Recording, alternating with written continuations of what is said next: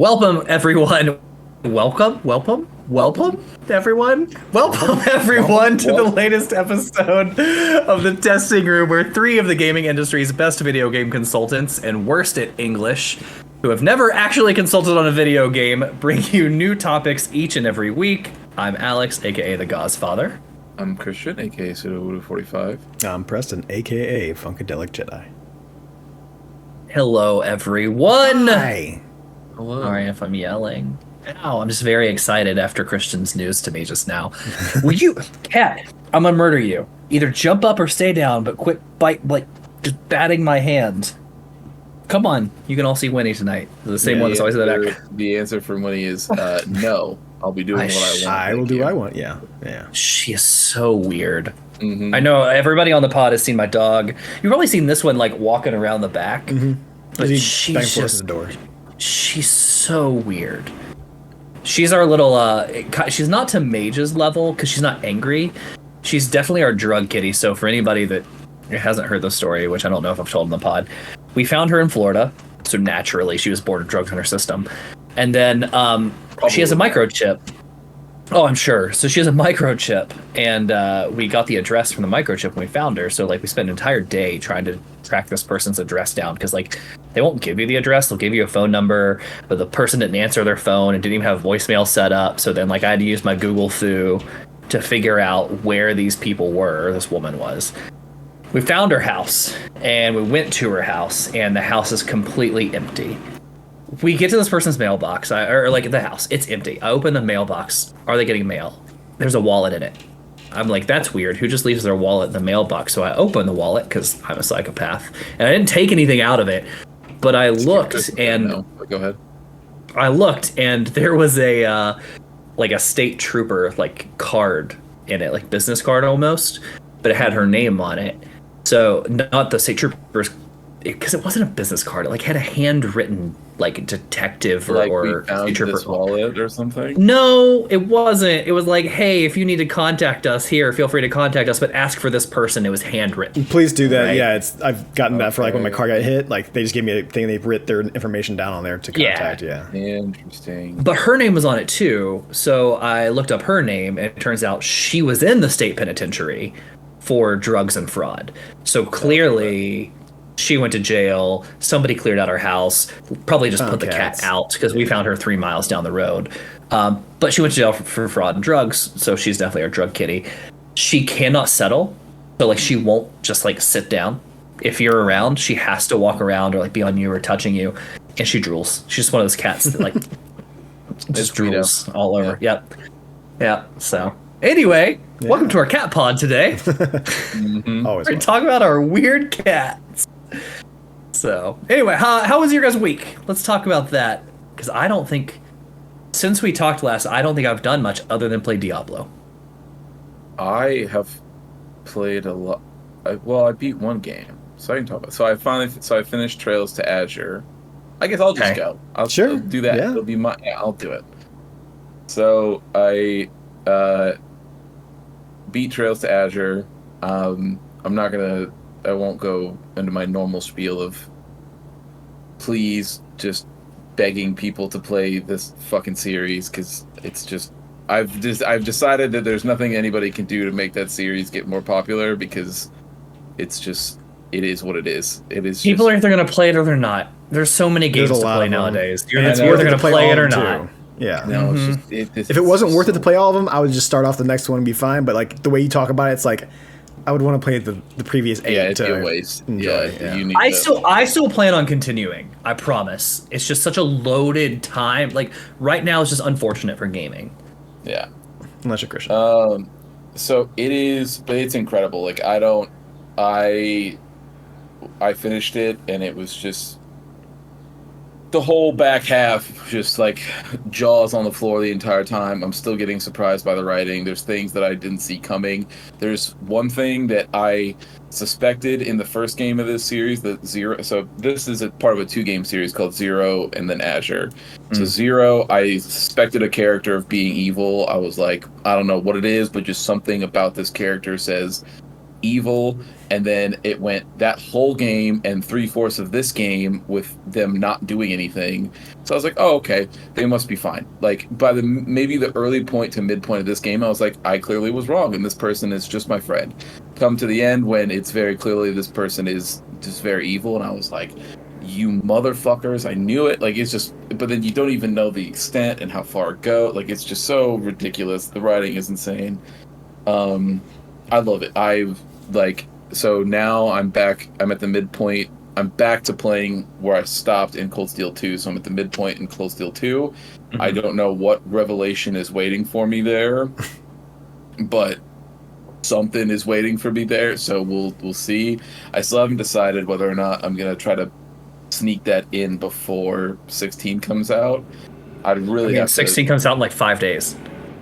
on Thursday, right? But the problem is that I won't be able to start it until Sunday when I get back because we're leaving Friday No, night. yeah, busy. Yeah. Oh, sorry, 7 days. Yeah. Well, no, I thought it's out on Thursday. Right, but I mean, Yeah. like Sunday's like 7 days. Who cares? A whole week. I mean, that's a whole week, man. I can get a lot done. Apparently. So, but that's my thing is I don't know. So then it's like, do I do that or do I just keep dicking around on Street Fighter and the other stuff that we're playing, and then, just get back to Trails after 16? Who knows? I don't know yet. Haven't decided. Still trying to feel it out. I haven't just like you have a Steam Deck. Maybe you have one on the deck and then 16 on the PlayStation, right? Because like you have to be sitting in front of the PlayStation to play 16, and 16 is not going to be short. Right. But that's what I'm saying is I might as well. So, but I'm not. There's just no shot that I'm going to be able to do 2 JRPGs at once. Like I just don't see that happening. Because I'm going to want to play one or the other. Yeah. Sure. And I then get I'll the have, mood to my play like non- that. So I get the mood to play like that as well. But like if I'm laying in bed, I can't go Yes. turn on my PlayStation. But my non-committal game then is Street Fighter. Like I'll just hop on and Well, that's fair. Yep, rip that's the valid. matches of Street Fighter. And apparently that game runs phenomenal on the deck. I haven't tried it yet. I want to. But Okay. people are talking about it runs so good at like There's not I some think bad it's like latency. low to medium or medium settings or whatever, but it keeps a solid 60. And so people are talking about replacing setups at tournaments and just having people bring Steam Decks because it has the USB-C port, right? So you can just plug a stick Into or the whatever larger it is, screen. whatever you want, have that go into have the out right go into a larger screen, then you hook up and you're playing and you're just done, and you don't have to worry about people's Wi-Fi setups. You don't have to worry about any this, that, and the other. And you don't have to worry about different configurations. You're just like, bam, we have a Steam Deck, and because it's Steam and you have the account wide stuff, if the people who run, like, let's say Evo, right, like if you have your Evo Steam account, you only need to buy one copy of the game, and then everybody who's sitting there playing it at these stations. So it makes the overhead way less. I don't know if they're going to do it yet, but it's something that I saw people talking about. I thought it was super interesting. And that's another game that I've played, really, which is Street Fighter 6. Continues to be... it is on pace to be the best fighting game that's ever been released. It's good. Yeah. It's really good. Like, And all we've That's done was crazy. all we've done is match each other and do a little bit of ranked matches. That's all we've done with it. And there's so much more in that game. I need to do the world tour still. Yeah, I haven't same. even done the Yeah. story mode yet because but like I've seen a bunch of footage of like Max and some other people Mhm. play it, and it's a Yakuza game. Like straight up, I'll just tell people like it is.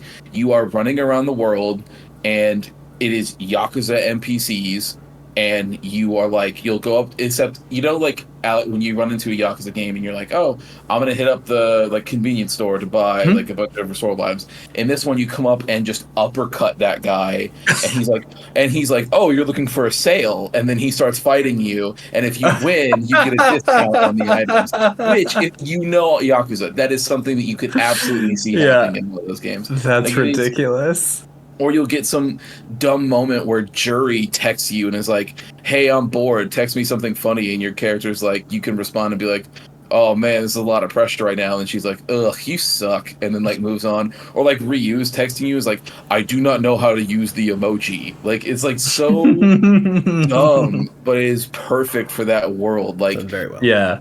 and they're Capcom is merging all of the like it's all because they've said for a long time like Final Fight, Streets of Rage, like, all that stuff is in the Metro City universe. Like it's Right. all there, right? And so they're finally merging it all where like you're running around Metro City and it's just like exactly how they described. You have like fucking like Final Fight characters as like the mayor and like all this, and they're just like sitting there. Like it's just so dumb and awesome, and I love it.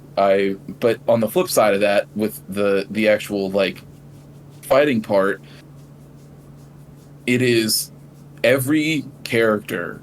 I was telling Preston this. Even characters that are that I have always considered to be like boring for me, not boring, but just like I know what I'm getting. Like if I pick a Ryu or a Ken, I know what I'm getting, right? Like I know what their moves are going to be. It's always been the same thing. They even have new shit now. Like every single character has a unique thing that they have more tech than they've ever had before, and it's also it's never been easier to pick up this game and press buttons and feel like you're doing cool shit. Like very, very accessible. So I know, Alex, we've talked about like because we've talked about like different control schemes before and like it being more accommodating.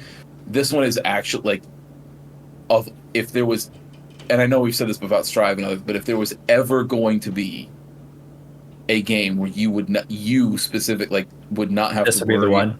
like about an input barrier, this would be the one. I mean, so it's like smash moves, yeah, and even then, like, there's even one that's even more simpler than that. so that was my good too. So there's classic style controls, which is just your normal. I'm doing every individual input, and then the move comes out. Right. There's modern, which is you're going to give up a couple moves, but like Preston said, it's smash inputs. So right punch does a special move, right, left punch doesn't move, down punch doesn't, kick doesn't move. Like all of those things will do if there is a special move that is in that ends in that fashion, it will attach itself to that, and you're just like, oh, okay, cool. Right and punch does my super fucking Shinshoryuken or whatever, and I can just move on, and I don't have to worry about did I do the chordal circles right or whatever. And then super and all this other stuff is just triggers, and you're good to go. Then there's I don't remember what Preston, you know what it's called? It's classic, modern, and then what's the other one? Not adaptive. It's I don't remember. We'd have to. If you want, you can look it up while I'm talking about it. I'll look it up. Go ahead. There's a third control scheme that I think is the most insane, which is just, I just want to come in and press buttons. I don't Dynamic? care. Is that what it was? Maybe it's dynamic. Yeah, maybe. I'm looking it up right now. But I just want to come in and press buttons. I don't care about learning. Like I just want to have fun with my friends. Yeah, dynamic. And do dynamic. So what it'll do is, you don't even have to worry about directional inputs. The buttons themselves will just do the super moves or the level 3 supers, the critical arts, the drives, whatever, based on it'll use AI to decide controls, yeah. Your situational awareness to know what would be the moment right there. So for instance, if I jump and you're like, okay, I'm gonna want to kick, and so you just any of the bottom buttons and you're just like boom, kick.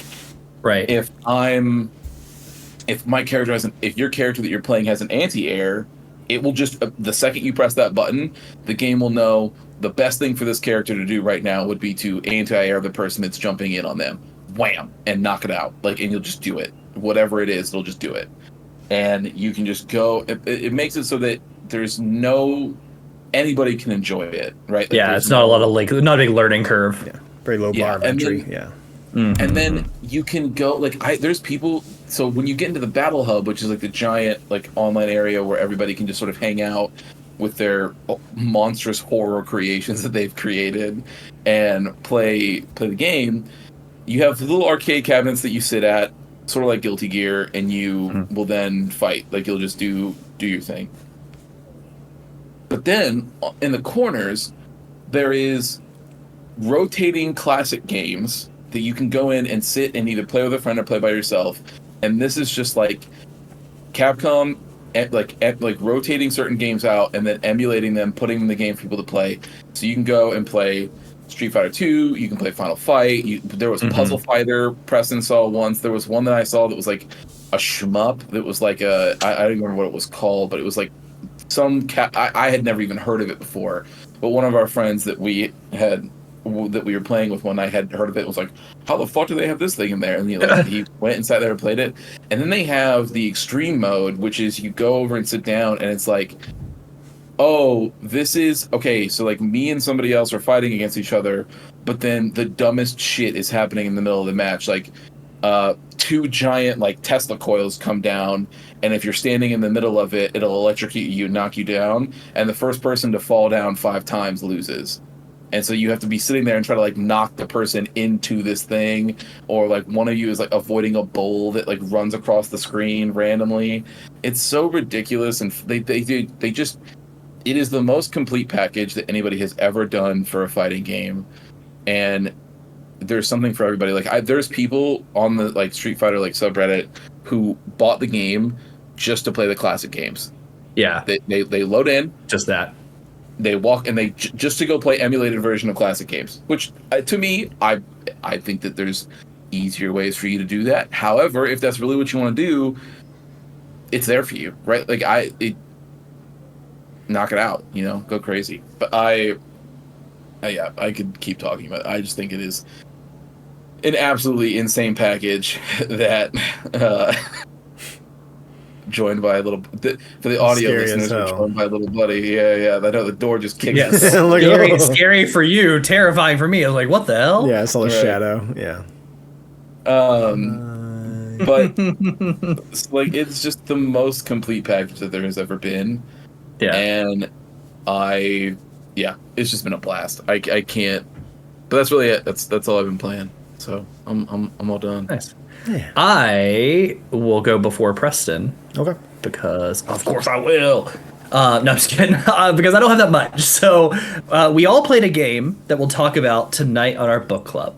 Yes. And then I've played a bunch of Diablo. So I am 47. Yeah, so I'm 47. I don't think I want to get too much further than everybody else. Like, I know we're all in the same place story-wise, but like level, I don't want to get too much. So I think in my off time, I might start trying to level a sorceress. Yeah. But Diablo, have we talked about Diablo yet? Did we talk about that last time? I think we mentioned a little bit, yeah. So okay. Yeah. If so, that's fine. I'm not going to go too into it. Then I'll say like, very good, still enjoying it. So that's great, right? Like, yay for me. We can talk about this after the podcast, but I just wanted, because I know we were talking about this today, I went and watched the interview. They doubled down on everything. Oh, really? Cool. We'll talk about that later then. Awesome. So yeah, I'm still playing Diablo and enjoying that. I played the game we're going to talk about. I think that's really it, guys. I played a little bit of Final Fantasy 14. I did enough to start finish my weapon quest to catch up, and now I only have the dungeons left, and I'll be fully caught up, and Christian and I can do those dungeons. There's a great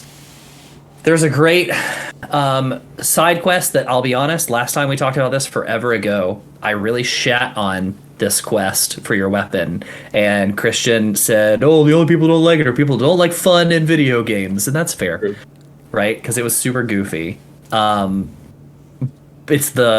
And it was long because you had never done it before. It was very. That's the other thing. What's his name? I know it's Bert Hildebrand, right? Yeah, the Hildebrand yep. quests. There's a character in it called Godbert, who is his father. It's his father, and he runs around essentially in boots, underwear, and has like a ball peen hammer that he uses to make stuff like weapons shredded. And armor. He's shredded. And in this quest, you learn that Godbert, I'm pretty sure, is the most powerful character in the entire Final Fantasy XIV lore. Straight up. Just that's it. This Godbert. Yeah, Alex. This dude isn't. There's a scene you're fighting this mech that's like, it's like raid level sized mech. It's huge, and you're playing as Godbert.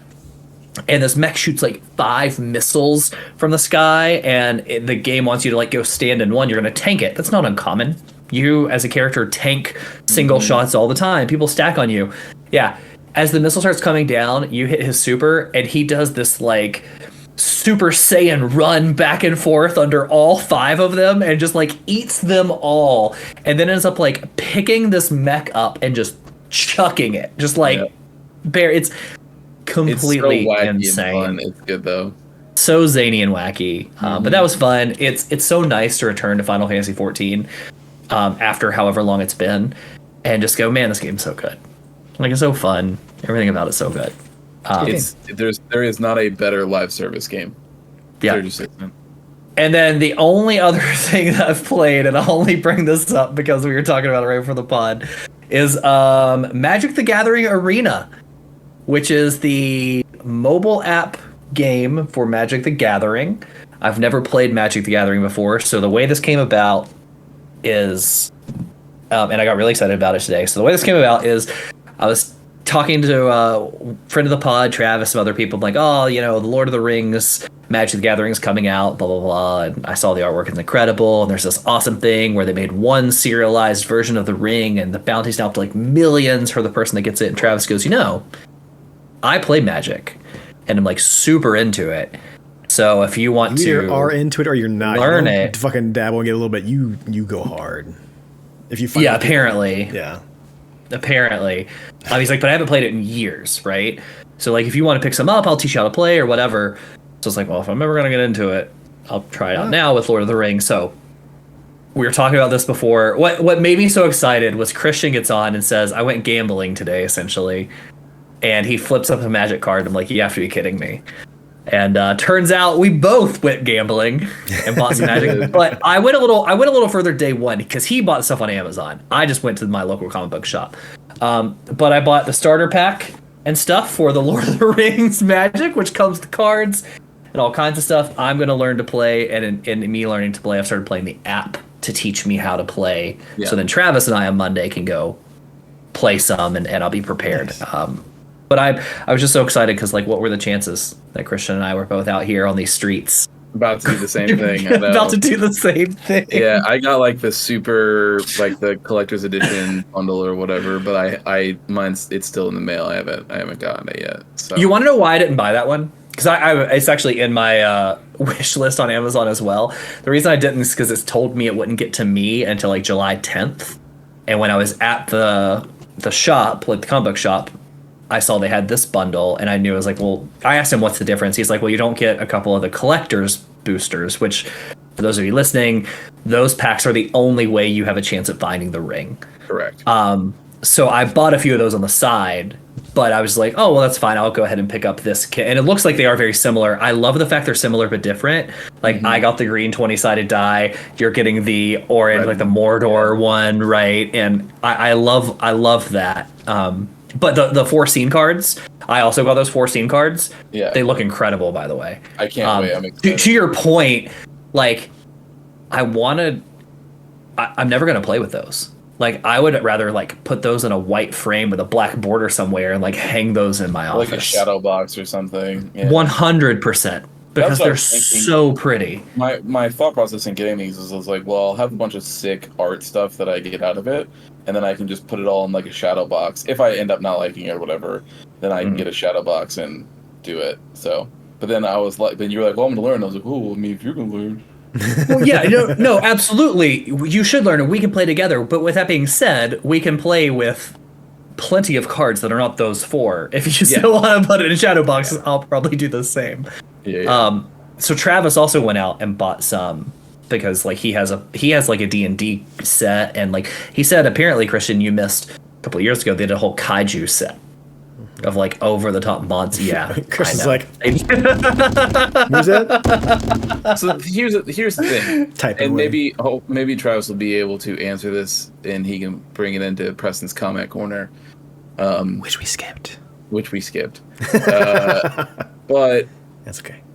I guess no comments. Here's the thing that I've never understood about why people are able to drop so much on this. What do you do when, I'm assuming, like, if a new set comes out, that means the old set just expires, right? So, I don't want to give a great answer to this. We mean like You know, say I expires. Because I don't know an answer. So like it don't doesn't have- expire. So there are different game modes. Yeah. Where Right, like there's, because like, I had this there's, question. like- I had this question too, right? Because like if I have my Lord of the Rings set and I'm playing Commander, which is a game mode for all of you looking at me doing the air quotes for all of you listening, I don't know what Commander means, but it's a game mode. Could you use my Lord of the Rings Commander deck against your blah blah blah deck if it's set up for Commander? Because theoretically, the hit points and the land and stuff are the same. The cards I know that look there's and like say a- different things. I I don't know know. there's like an open season version of thing, which is just like, hey, anything goes. But to my Mhm. knowledge, when a new set comes out, that is thus like if you're like. If It's like you're the meta. playing- It's like the if you're- expansion if you play you're with. playing the fighting game equivalent of a ranked match, Mhm. right? You are only playing with what is the current set, and so then in my head, I'm like, so that just makes it so that everything I just bought before is useless. Okay, you and I will only have the Lord of the Rings one, so we can always play forever and ever.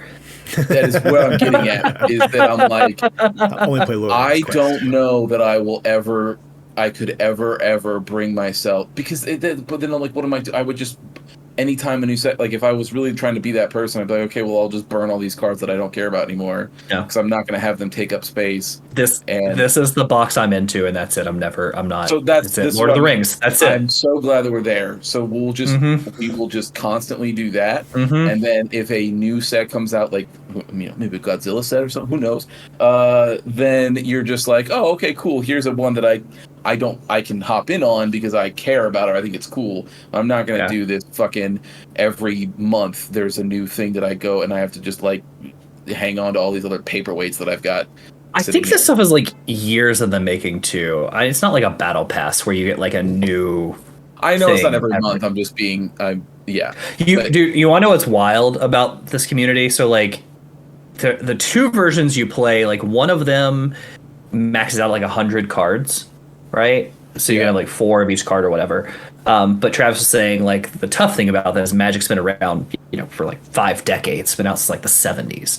So you have people that have played it all their life and like can meta these things. They'll build decks and they'll come to a tournament and just wipe the floor clean. And maybe that's probably not the right term too, but you'll have killers, right? Because like they know how to play this game.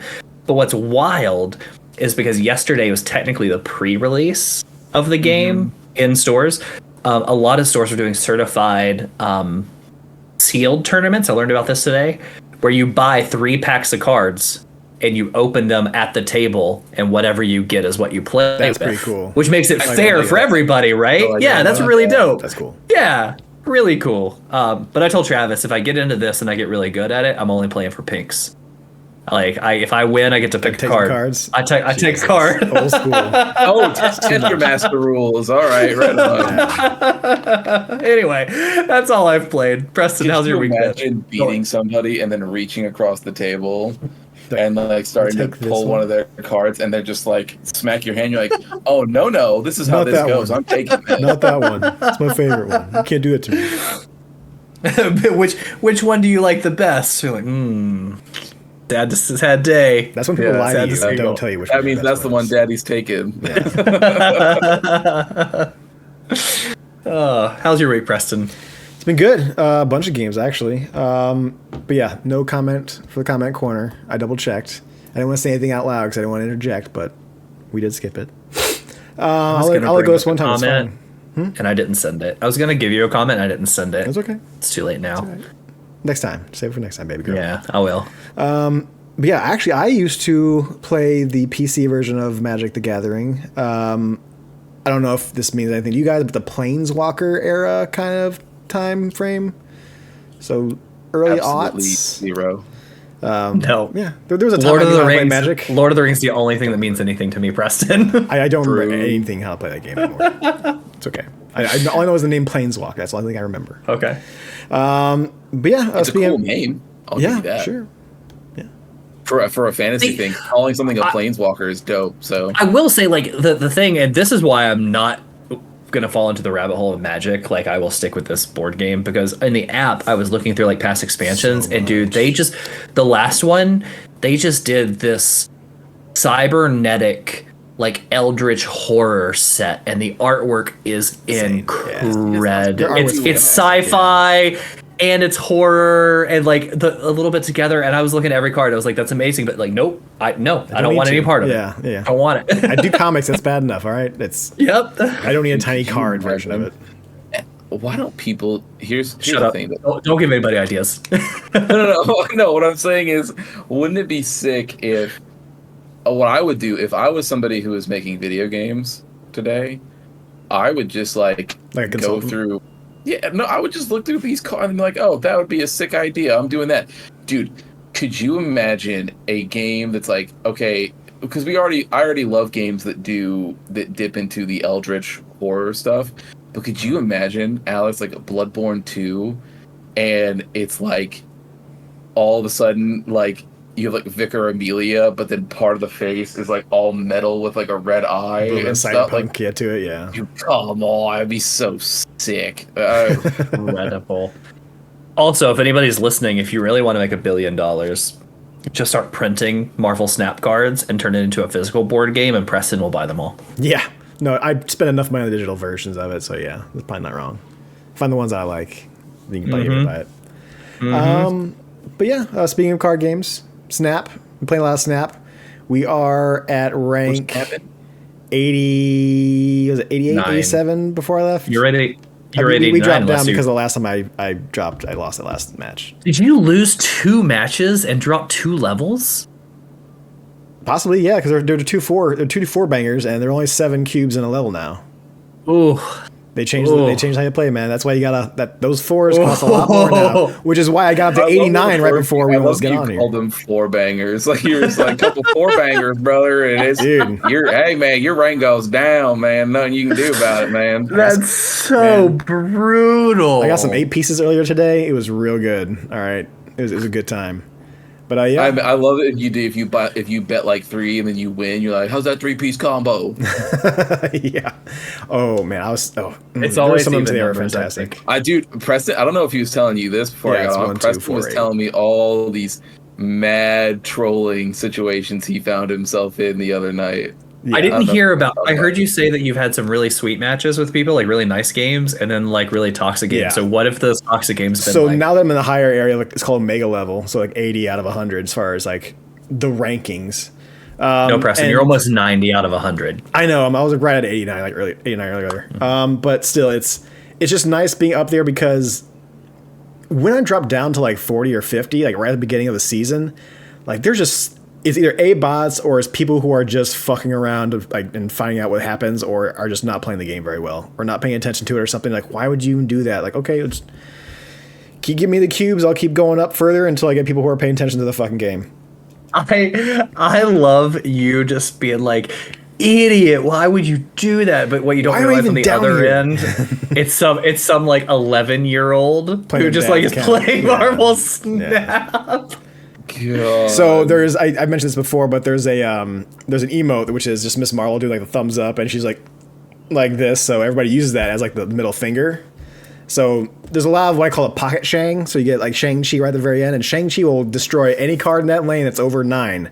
So if you know that this motherfucker is gonna come in with a big card at the end, I'm just gonna put my Shang-Chi there, put it down, and as long as you're not the first one to go, he's like, yeah, I got this. Drop my big card down. Drop it down. You drop that big old Shang. My little card comes up and it's like, shh, and all of them deleted. And I'm like, whoa. Right on the Alex, so mad. Jesus, dude. And man, I've never seen people. I hope you're happy with yourself. How stupid is that? Just drop this big old Shang on the table. What? Sorry. That is a Preston joke right there. That was a joke that Preston would make. Well, feel free to use it in your stream, Preston. You can have that one. It's free. Yeah. You like that pocket Shang, motherfucker? You didn't see that shit coming. Put your dinosaur down. Put your fucking Morbius down. Nah, son. My Enchantress's got to come in there at the very last turn and just piss you off. I love it. There should be a thing that Marvel Snap should do from Morbius, where if It's like a 1 in a million chance. Or You who snap. knows, whatever It says happened. it's morbid But time. yeah, he goes, no, the whole screen just fades out and it goes morb, and then it just it just erases the whole other person Morbin. from the deck, and then they just win. You just win immediately. It's Yeah, totally I'm good. random chance, No, but if it's it not gonna does, happen. yeah. Not Oh, it'd be so fun though. Oh yeah, because this game is not a stranger to doing random bullshit to its players. It is, but I mean that's a little much. Okay. Random automatic win, that's a little much. I mean, that would be, but like, a 1 in a million chance. Come on, that's not that bad. that's not that Just bad. I wouldn't even be mad if that happened to me. Like, I would No, record it and be like, 1 hey, million this chance, just sure. happened. It's like, okay, whatever. Fuck you then. All right. And then you try to record it on your phone. You'd be like, "Oh, dude, I got morbed. Like I was one of the people that got morbed." Pressing those 2 buttons real fast for that screen capture. Yeah. It's morbid time. Oh gosh. But they added conquest mode, so that is you start off on tiers, and it's not going against or for your cubes anymore. So this is just you got 3 tiers: proving ground, silver, gold, and infinite level. Infinite is not open until the last week of the month. So what you do is you play proving grounds, you get 1 win, you get a silver ticket. You can go into Silver League with that silver ticket 1 time, and you have to win twice. You get a gold ticket. Do the same thing with gold for 3 wins, and then you go into infinite, or you get infinite ticket, and then you have to hold on to those infinite tickets until that last week. How many times do you lose? Like, so if you have to do 2 wins to get a gold ticket in silver, how many times can you lose before you drop back down and Once you run out of that a streak. ticket? You have to have a streak. But see, to be fair, the conquest mode is the game that we played to where you have a health bar, so you're playing multiple matches to get that 1 win. So once you deplete their bar, which is like essentially you're betting the cubes kind of deal at that point. Yeah. Then after that one, after it's all the way down, that's 1 win. And then you play the next person, and then you play with them, and you're just playing 5, maybe sometimes more matches, depending on who's retreating and who's snapping. So Are you going to keep a kill board and just start posting people's names, the people you destroy? I should just like snip it and then keep on copying and pasting it to show all of them as they go through. Yes, That'd be funny. you absolutely should. That'd be hilarious. But yeah, I don't play a whole lot of it because those are long matches. Like just me going through my silver match for those 2 wins, that was one playthrough or 1 win was like 15 minutes. Because those games can be anywhere from like a couple minutes to like 5, 6 maximum. I think is what it is. Because you only get a minute per turn. There's 6 turns usually. So those matches can go on very long, especially if people are holding them back and waiting and trying to decide things of that nature. So it's a lot of fun. I think that is really good stream content. A lot better than just going through one match after the other, just kind of getting cubes and stuff like that. This is more of like a higher stakes, and there's a lot of fun rewards you can get with special, of course, new currency for just the conquest mode to get. Yeah, curious to see how that goes. Curious to see if I can get into the infinite in that and do 5 wins in a row on 1 infinite ticket. I would assume somebody's done the analytics on that game that a lot of players that can reach level 100 and stop playing because they probably don't want to drop out of that level. So I bet somebody was like, how do we keep people in here? Here's a new mode that you can play and enjoy, but like you don't have to worry about losing your overall rank. And that's probably where that came from. So you don't have to buy a season pass to get all those rewards for going up through the ranks, because every like the 10 rank levels, there's a special like reward you get, whether it's currency or it's usually if it's an item, it's based off of the theme of the season pass. So like right now there's avatar like for your little face symbol, and there's sometimes some variants as far as the card backs you get that I think are pretty cool. You can get through there, and some logo names or whatever, like whatever I have at the bottom, which like most juicy or whatever else I have. That was like I got really, really hot the other day. Yeah, I do have one that I'm running now that says "Mom said this is my last game." I like that one. I've been using that one recently. I like that one a lot. I'm like, that's really good. I like that one a lot. But yeah, we've been playing through that almost at I think it's Galactic level 90. So I'm excited. We almost did that right beforehand. Like I was sitting there like on one of my breaks. I'm like, I'm gonna get fucking 90 before we can do the podcast episode. That'd be good. Like thing to drop down, but we'll see. You would have got infinite. Yeah, that one guy stole that last that game where you're like, if I had my Shang-Chi, I needed 2 cubes, and if I had a Shang-Chi or at least gave me cards that actually were for my deck's play style, then I would have been probably fine. But I bad RNG. I'm like, fuck. That's fine. It happens. You gotta take them sometimes. Other than that, Diablo 4, Street Fighter 6, and pretty much the same thing that both these people have said about, as far as Diablo. And then the same thing what we said about Street Fighter 6. I'm getting a little bit better at Street Fighter 6. Christian pushes my shit in with Marisa, and she's a fucking tank. And I'm gonna try to just her. Yeah. Has he pushed your shit in with anybody else? Christian really focuses on one character most of the time. He'll pretty much stick with that one character when he's fighting me. The first night that we played, we played every character. We messed around a little bit, yeah. Just because it was the first time we played, so let's touch everything, and then we find something that kind of feels good, and you kind of stick with it.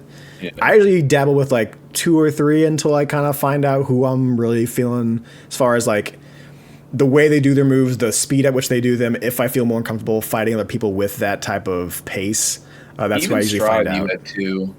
Well, yeah, because it was Giovanna, and then it was Eno, and then it was Potemkin, and then I kind of just stuck with Potemkin after that, and I could kind of dabble. But I lost my Giovanna skills. Or you would do, but what I meant by 2 is that you basically, you would rotate between Potemkin and Eno. Yeah, I want something fast and a little more snappy, and then I want something that's a giant fucking heavy hitter that will just mess you up. So I think right now I'm kind of messing with E Honda and either Juri or Cammy. I can't figure out. I like Cammy a lot, but Juri has some pretty interesting moves with her kicks. And you like Juri's design? Juri's design is pretty sick. I saw she has a one-piece zip-up suit I thought was really fucking cool that she has.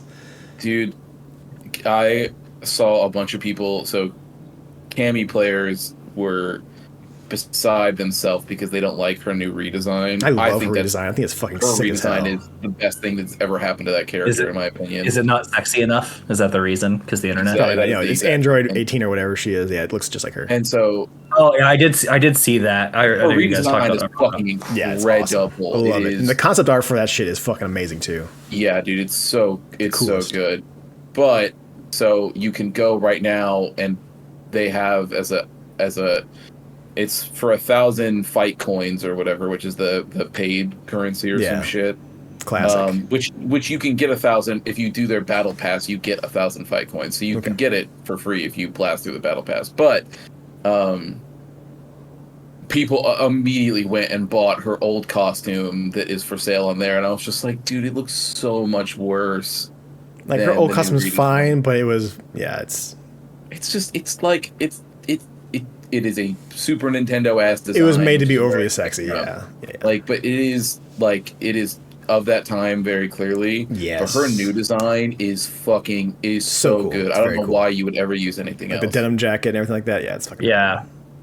So good. Yeah. Yeah, I've been enjoying that. I definitely want to get more in with Christian because my issue with playing is that I just want to get off my combos and kind of work on that. But when you're fighting against Marisa, she will stop you. She will fucking stop you every time if you're not trying to sit there and play against her. Because if you're not playing against her, she will just run through you. It's insane. But yeah, I love Marisa. She's very good. Yeah, Punch Mommy is the best. Punch Mommy is very good. I have gotten my shit pushed. So I did my placement matches. So, I won 5, lost 5 because you get 10. And Preston actually let me know I didn't know placement matches were by character, so that's cool. That is cool. Yeah. But so I did that, and then so I got bronze 1, so I'm in the 3rd rank of everything. So there's newcomer, rookie, iron, bronze, silver, gold, diamond, platinum. So I'm in bronze right now. But I played some matches, and it's all over the place. There's some stuff where I'm like, people just aren't ready for Marisa, and she I can tell, I can sort of feel it out. Like if the first couple moves, if I can get, so she has this hyper armor punch that she can do that you can charge up on the heavy version of. It's a move called Gladius, and it's just she just punches forward really fast, and it has a nice little jab on it. But if I hold it, it charges up for a second, so I can get smacked out of it. But if they hit me with anything less than a drive or a super, it will tank the hit, and then the punch will still come out. And then I get a second hit where she screams one more, and then punches you in the face right after it. It does amazing. Yes. But So I've had, if I can get that off a couple times and I can feel it out, I'm like, oh damn, these people, they ain't ready. Like, They don't know how to mess with Cammy, yeah. I can keep the pressure up and I can keep this going. There are some people who clearly have gotten smacked by that a bunch, and so then Like, nah. they will be ready. And so the second they see my fist go down, they just mash the drive button. Like, they're just like, I will not let you even get this. No. off. I don't care. Mhm. You know, I can cancel out of it and get to my own drive, but whether or not I have that reaction time, Overcommit, yeah. not here or there. You know, sometimes I get it, sometimes I don't. But Mhm. I've had, I had some Cammy players beat my fucking ass. I had a Ken player really give me the business, and I was not. Juggling I in the couldn't- fucking air for days. I'll do because it was taking me so long to figure out his timing, but like he has this. I don't know why we're talking about this. Nobody cares about this, but he has this with his drive move. So for those who don't know, who've seen Street Fighter before, is a new thing that they added for this game is the drive system, where it's like the really cool like artsy moves where the ink sort of like flows off the characters before they do like some really cool move. Mhm. And the nice thing about the drive system is if somebody presses theirs and you see it coming and you press yours right afterwards, yours will always win because there's a couple hits of hyper armor that you can have before that hit will come out. So if you were good enough at reacting, you can get it. The wrinkle that they added there is that some characters just have a nice long startup to theirs, like Ken's, where he spins around 400 fucking times before his actually comes out. And so if I see him press it, I'll go, oh, okay, I'll press mine. But that's what they want you to do because yours will almost always hit before his does, which Right. means he wins. The last person to hit wins because you get the armor and then you get the hit. And so I had to learn, I was like, oh my God, dude, I have to let him rotate like a full rotation of this little spin before I hit the move to actually win. But by the time I already did that, he was already up fucking a set and a half because I just was like, I couldn't get the timing right. And the guy knew it. He just kept pressing the button every single time. There was nothing I could do. And I was telling Preston this, there's a lot of people who would get mad at that and be like, oh God, he's just repeating the same fucking move. I fucking hate this, blah, blah, blah, blah, blah. I am not one of those people. If you have a move that I'm not reacting to, there is absolutely zero reason that you should stop doing it. Like, and that's how it would go in the Pro League. That's how it would go at EVO. Like all these. If I can keep grabbing you, I'm gonna keep grabbing you because you're not. If you're gonna let me grab you over and over again, I will grab you until because I'm not. If you can't react, then like it'd be different. Like Preston and I were talking about this, where it'd be different if this game was broken. Fundamentally, where like people had like unbeatable combos that you can't get out of, then that becomes a different thing, right? Like old school Killer Instinct. Preston and I always joke about the Cinder combo. That is nuts. If you get touched with that, it is set the controller down and walk away because there's nothing you can do about it. You will get juggled infinitely, and it just wasn't balanced correctly. This game does not have anything like that, so you can get out. Like if I'm sitting there getting grabbed over and over again, something should tell me I need to press the grab button so that I can get the grab cancel and get away. There's a rock, paper, scissors equivalent for every move. So as long as you know what's coming, you'll be able to stop it. But the issue is it's a fighting game, so you got to do it in the moment and catch it. Exactly. Yeah. So I was like, he kept doing it, and I was like, I can't. I don't know what I'm supposed to do here. I know what I'm supposed to do. I need to not get hit by that. I just can't get the timing right. So I wasn't mad at all. Like at the end of the match, I hit the kudos button, hit rematch, and I'm sure that person was surprised that I wanted to rematch. Right, thought you were throwing your fucking controller. Yeah, no, man, I don't mind. I got to figure it out one way or the other. So that is part of the reason why I lost my interest in fighting games years ago. Is literally like back on the PS2 when you could play one of the wrestling games like WWE something. WWF at the time, I'm sure. Online, I remember me and my buddies would hop on and play over at his house, and you would get matched up with other people, and they would all be like, if they picked Shawn Michaels, it was game over. Because you were going to get like sweet chin music over and over around the ring, and you would stand up, and they would have it cocked and ready to go. So like as soon as you stand up, bang, right in the face. And like 5 or 6 of those, and it was like an automatic 3 count, and I was like, I can't do this stuff anymore. Yeah, that is not how fighting games work anymore. You'll never. I'm sure. But yes. I am sure. Yeah. So. Yeah. Other than that, I do have one more game outside of our game that we talk about today. We started up on the Twitches on Wednesday, Dark Forces 2 Jedi Knight. I know that Alex joined in a little bit. Christian, were you there, just being silent? No, I didn't get to join Wednesday. I want you to join in just because I want you to experience what is the great, fantastic live action cutscenes that they have in this game. So Preston doesn't agree with me. I am 100% sure these live action cutscenes are voiced over with other actors. Because it doesn't quite match up perfectly. It sounds kind of like that. Oh, the in-game. I see what you're the saying. in-game, because to Preston's point, they use live action. So like when it goes to a cutscene, it's a straight up like filmed cutscene, right? So it breaks gameplay and it's filmed. But I'm pretty sure it's dubbed voices. So I think it's dubbed voices, but I think it's like older like 90s movies and stuff like that where they dubbed it, or like 80s movies to where it's still the same person. It's just they dubbed over because either the audio wasn't great and they couldn't get it, and it's just better if they did the actual recording post.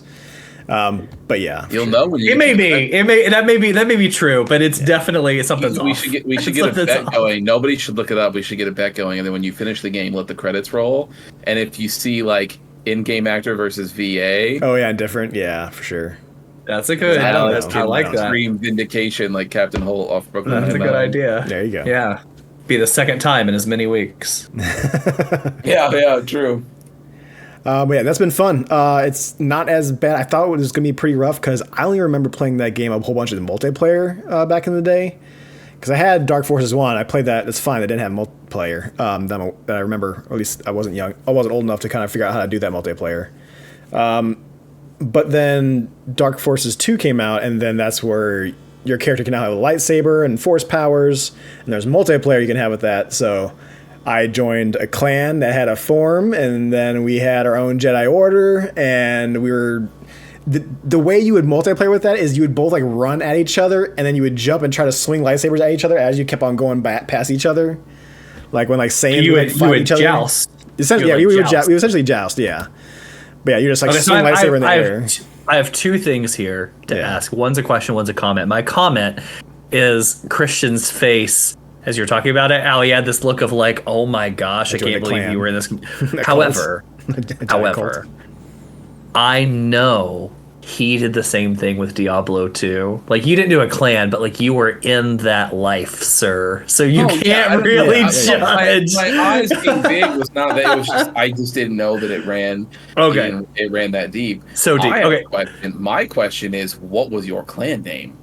Oh, that's better. That's better than my question. I think it was some basic like New Jedi Order, because I was reading the books and we were with the one clan that was called New Jedi Order, and I liked the New Jedi Order. But hey, I was in a MechWarrior 3 clan that was Top Gun.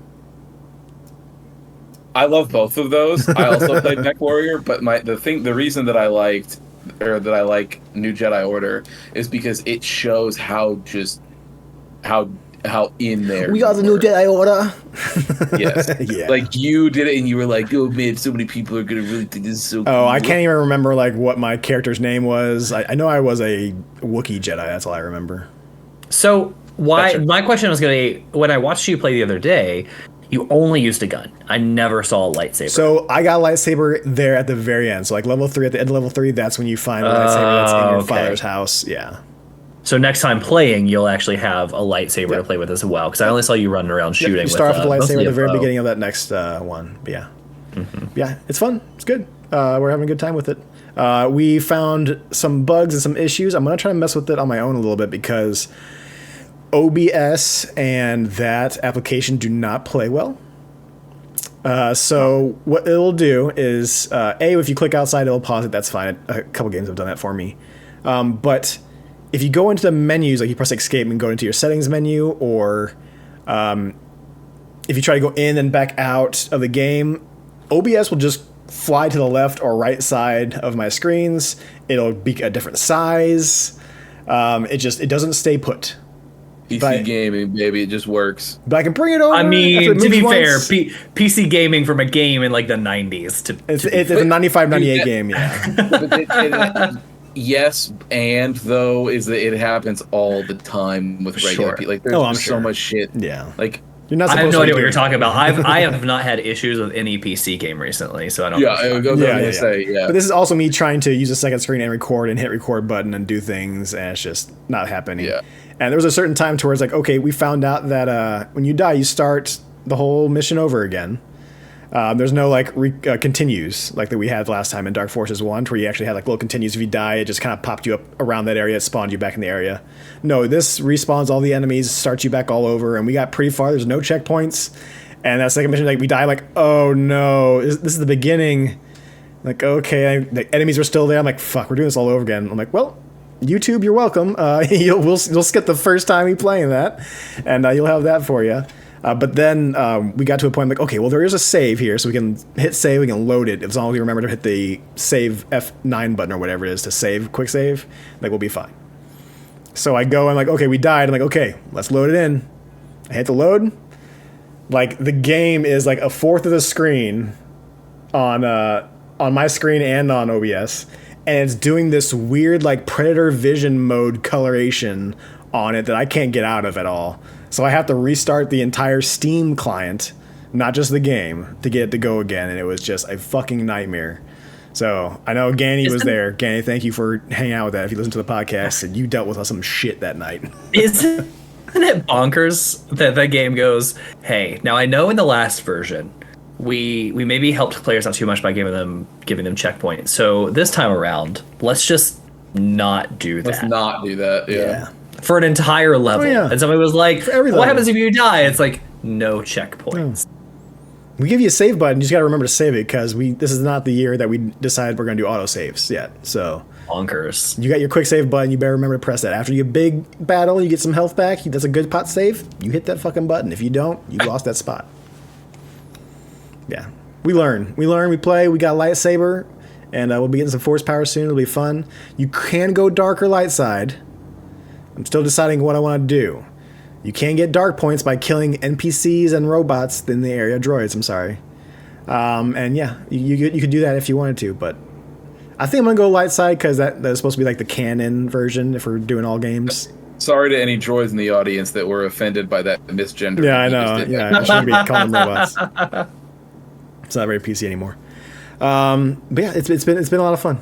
It's been a good time. I'm always like jumping into these games like, man, this one's gonna be a fucking trash fire, and I start playing. I'm like, oh no, I'm having fun with these games. These games are still all right. They're doing all right. Don't worry, I'm sure we'll get there eventually.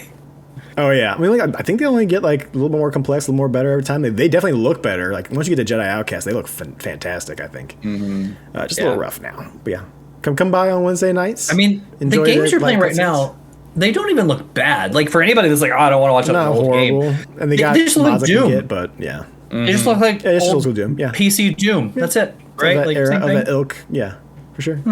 Yeah, And the second game is better than like Doom looks, but that's essentially what it is. yeah, it is what it is. Yeah, it's good. It's good. A lot of fun. I had a lot of fun with that. But yeah, other than that, not really much else. Went to go see Spider-Man Across the Spider-Verse with Christian.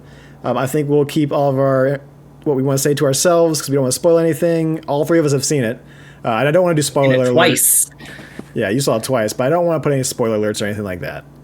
So, Yeah. all I'm going to say that me and Christian weren't a big fan of the end. And all I'm going to say is that what Alex reminded me of with the first trailer, that it did say part 1 on the first trailer. I do remember that happening and me thinking about that and thinking that was kind of odd. And they stopped putting that on posters and trailers afterwards. Maybe I totally forgot.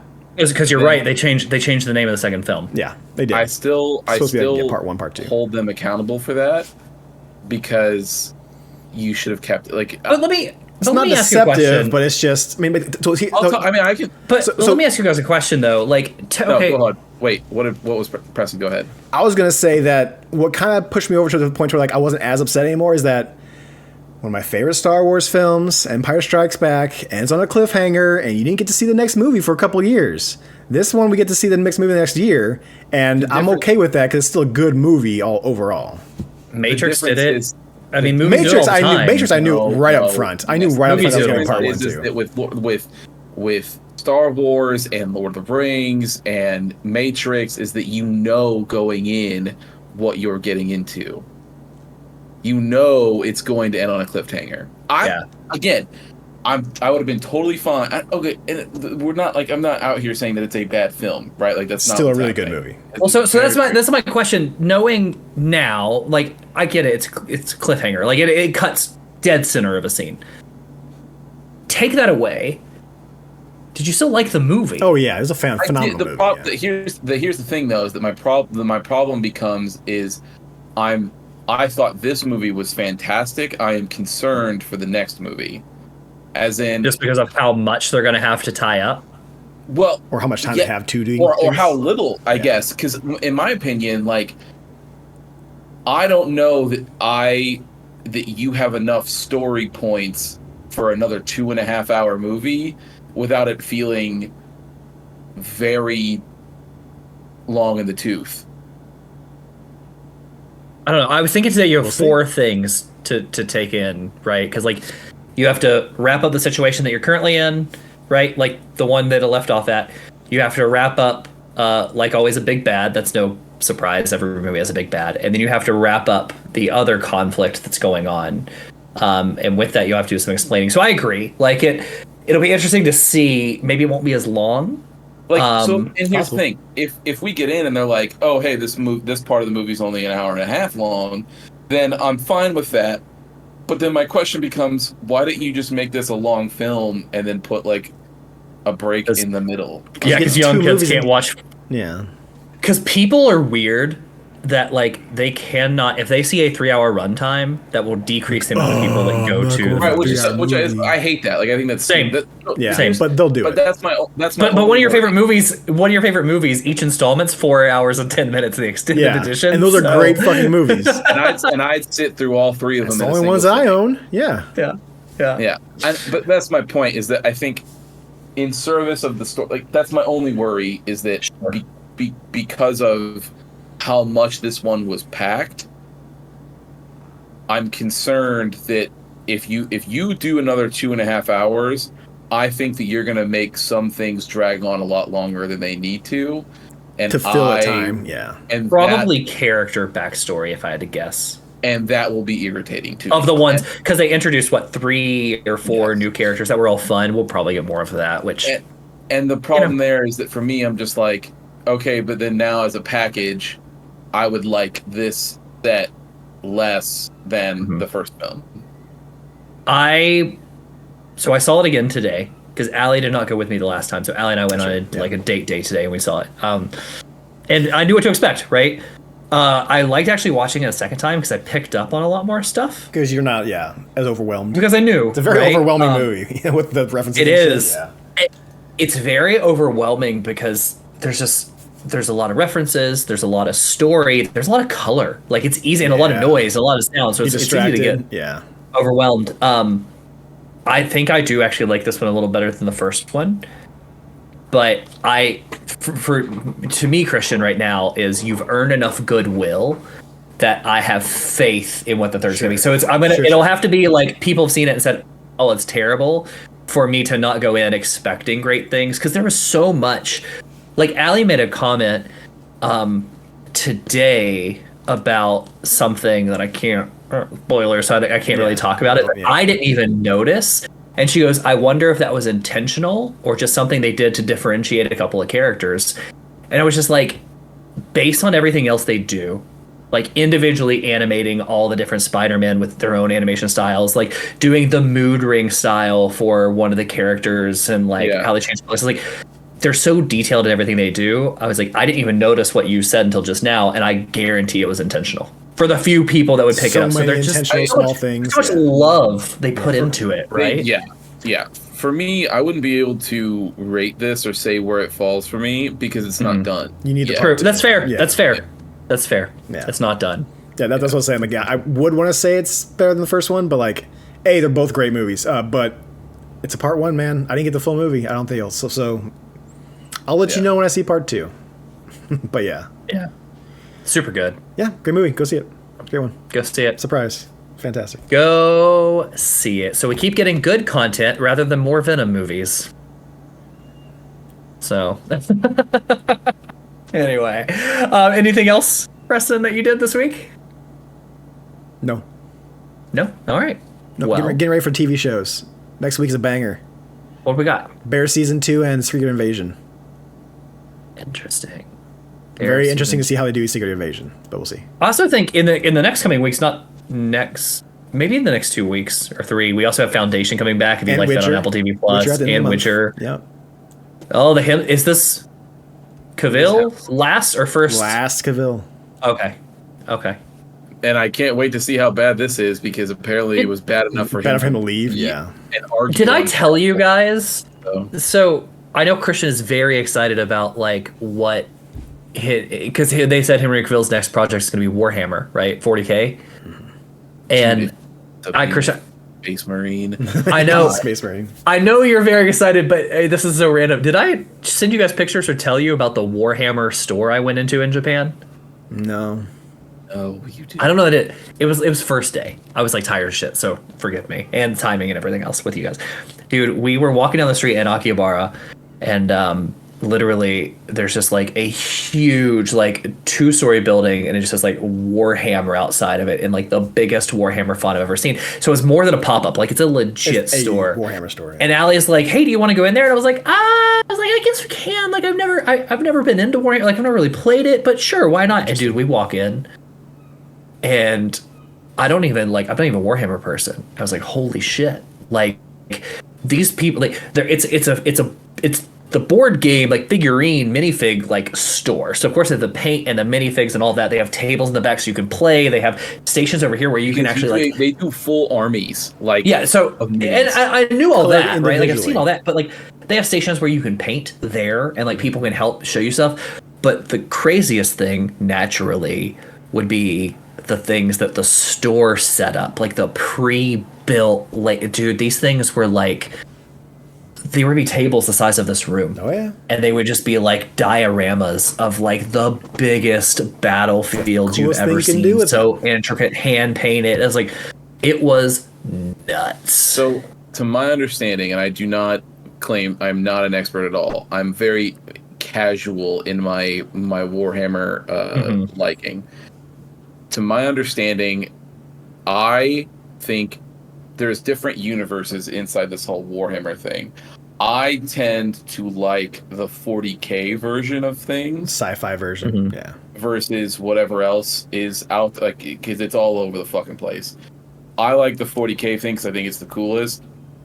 It's also the dumbest, to what I understand from the story perspective. Whereas one of the villain factions in that, or I don't even know if they're considered villain, who knows? But so the orcs in that are this race of orc that decide, like, just the way it was explained to me is that they wanted their ships to travel faster and harder, and so they painted them red because they believed that painting them red would do that.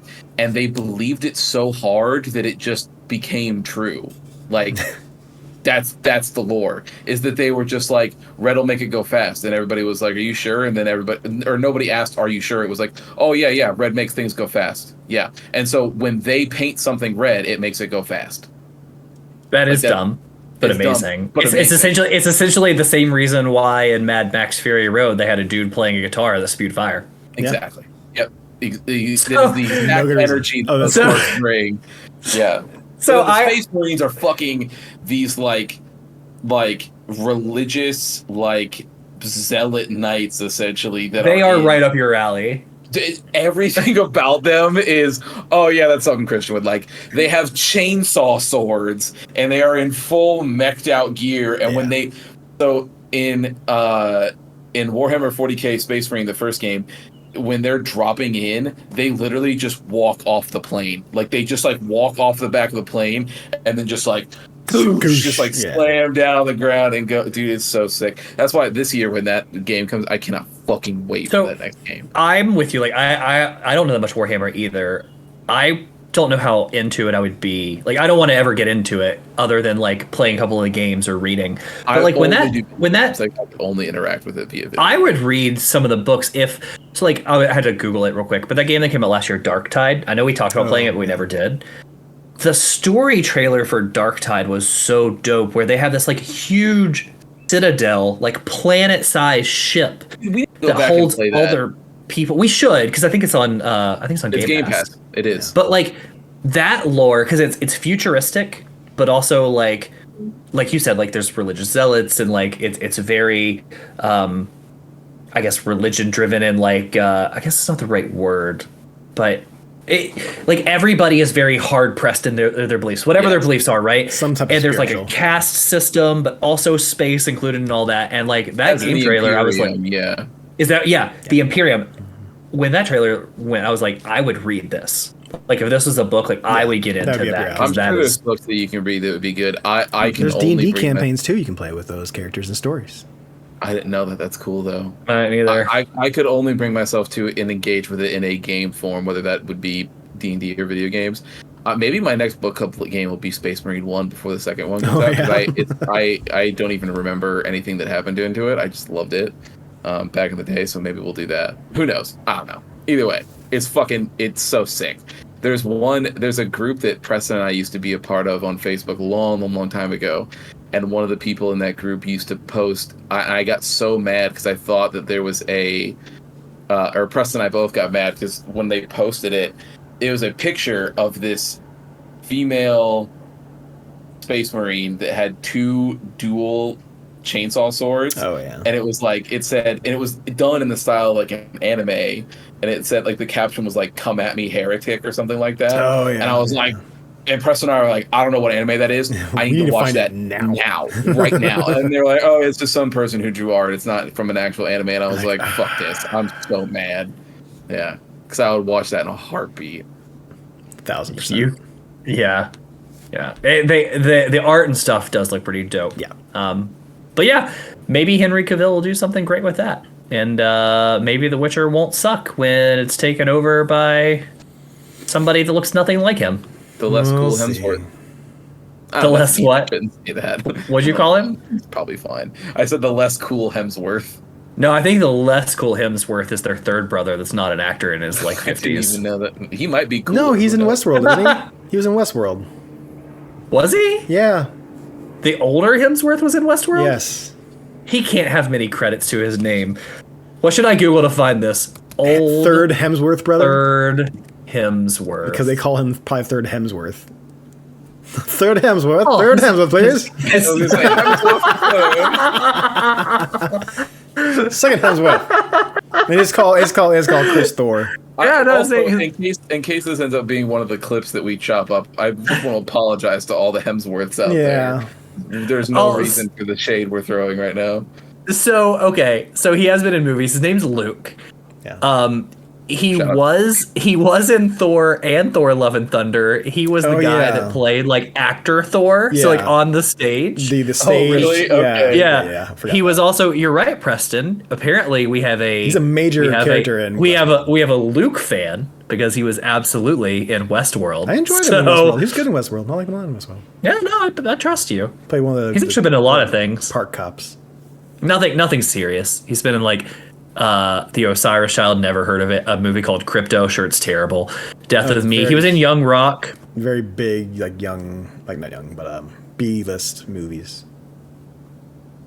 Tell us more about Lukey Luke. What do you know about him? What's your favorite feature about Luke? That's the only thing I've seen. His eyes. his eyes. He's got the Good Hemsworth call. eyes. Yeah. I like- Has the Hemsworth eyes. Those Amazing. fuck me Hemsworth eyes. there we go. And there That's it the is. line. There we All go. right. That So clip up and ship it. welcome There it everybody is.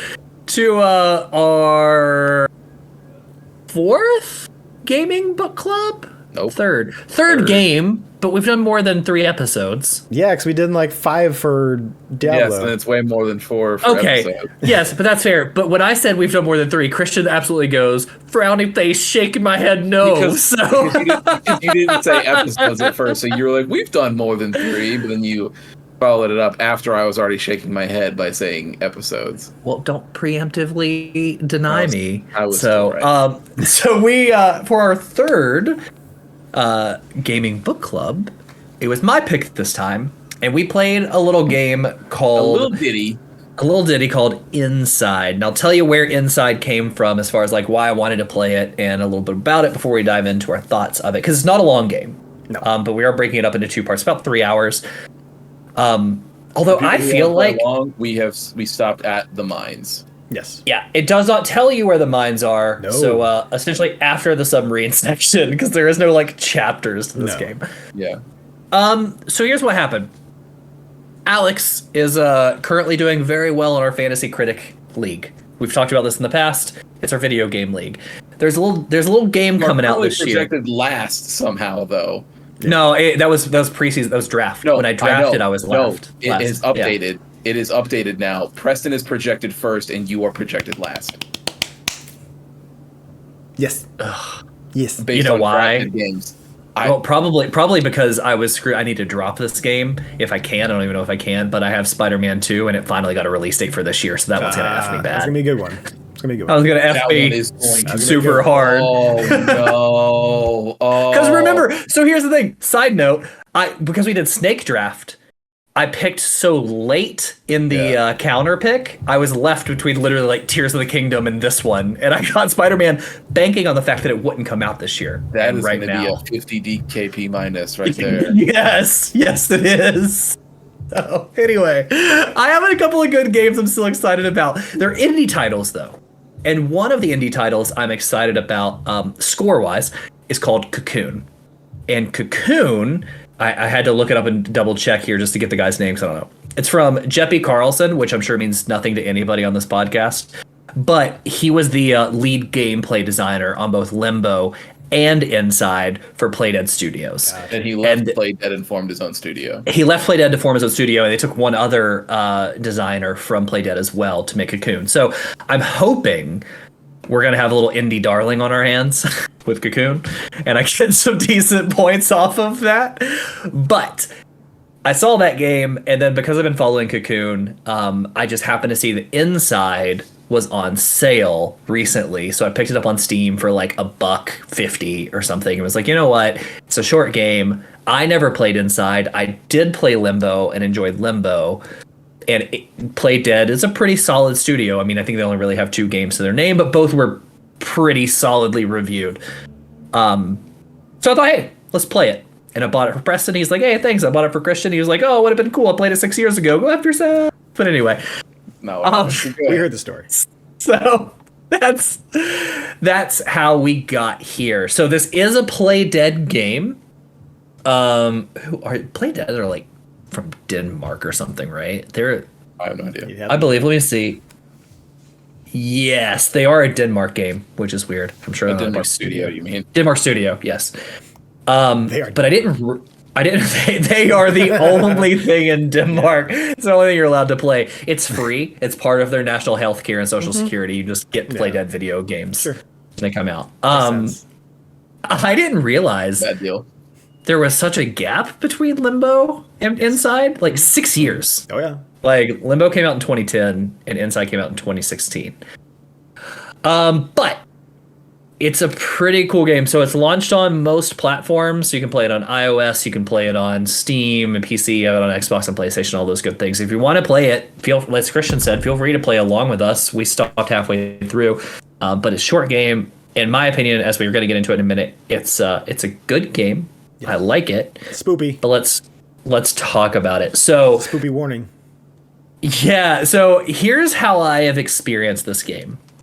I played this game first and then got to the submarine section and said, I've been playing about an hour, so I should probably look up and see where the mines are, because as Preston also said, there's no way to know where they are. So I looked up a guide and I saw a mines. I said, okay, they're coming up next, so I'll stop there. Once I experienced this game, there's not a lot of story. Nope. So I was like, well, let me see what sort of media there is. Like, I don't want to get spoiled, so I don't want to like watch a lore or anything, but let me just see what else I can find. Like trailers or something. Yeah. Instead, I came across Game Grumps playthrough of it and watched Game Grumps like up to video 6, which is right where we left off as well. Sure. So that's been my experience with this game. It is very spooky. It is very similar to Limbo. I've jumped many to where times. You're dropped in this world. It's very dark. Like the only bits of color are like you wearing a red hoodie, and like that's it. Everything is like gray, black, or a lighter gray. And occasionally there's a light that might be yellow or white, but like that's it, right? It's just very drab. And you're dropped in this world where you don't know what's going on. You have no story. It doesn't tell you any button schemes. You essentially have what, 2 buttons? You have the D-pad. I guess you have 3. You have the D-pad, you have jump, and you have grab, interact. Yeah. Right? Yeah. Grab, pull, push, whatever. And as soon as this game starts off, you slide down some rocks, and there's some people in the woods, and they are searching for you. And if you're like me, you got eaten by a dog within the first few minutes. Yeah. Like Yep. straight up. Yep. yeah. Yeah. Straight up. I was like, oh. oh, there's people over there. I didn't see a dog. They were shining their flashlights. Like, I'll be sneaky. And a guy just like, I guess he sees me with this flashlight, and he goes, oh, hey, I'll just open the back of this truck. And a dog jumps out and starts chasing me. And I make it to water. I'm like, haha, nerd, swim, swim, swim. The dogs also swim, and they swim faster than you do. Yeah. Yep. Hey. Yep. A straight killed me.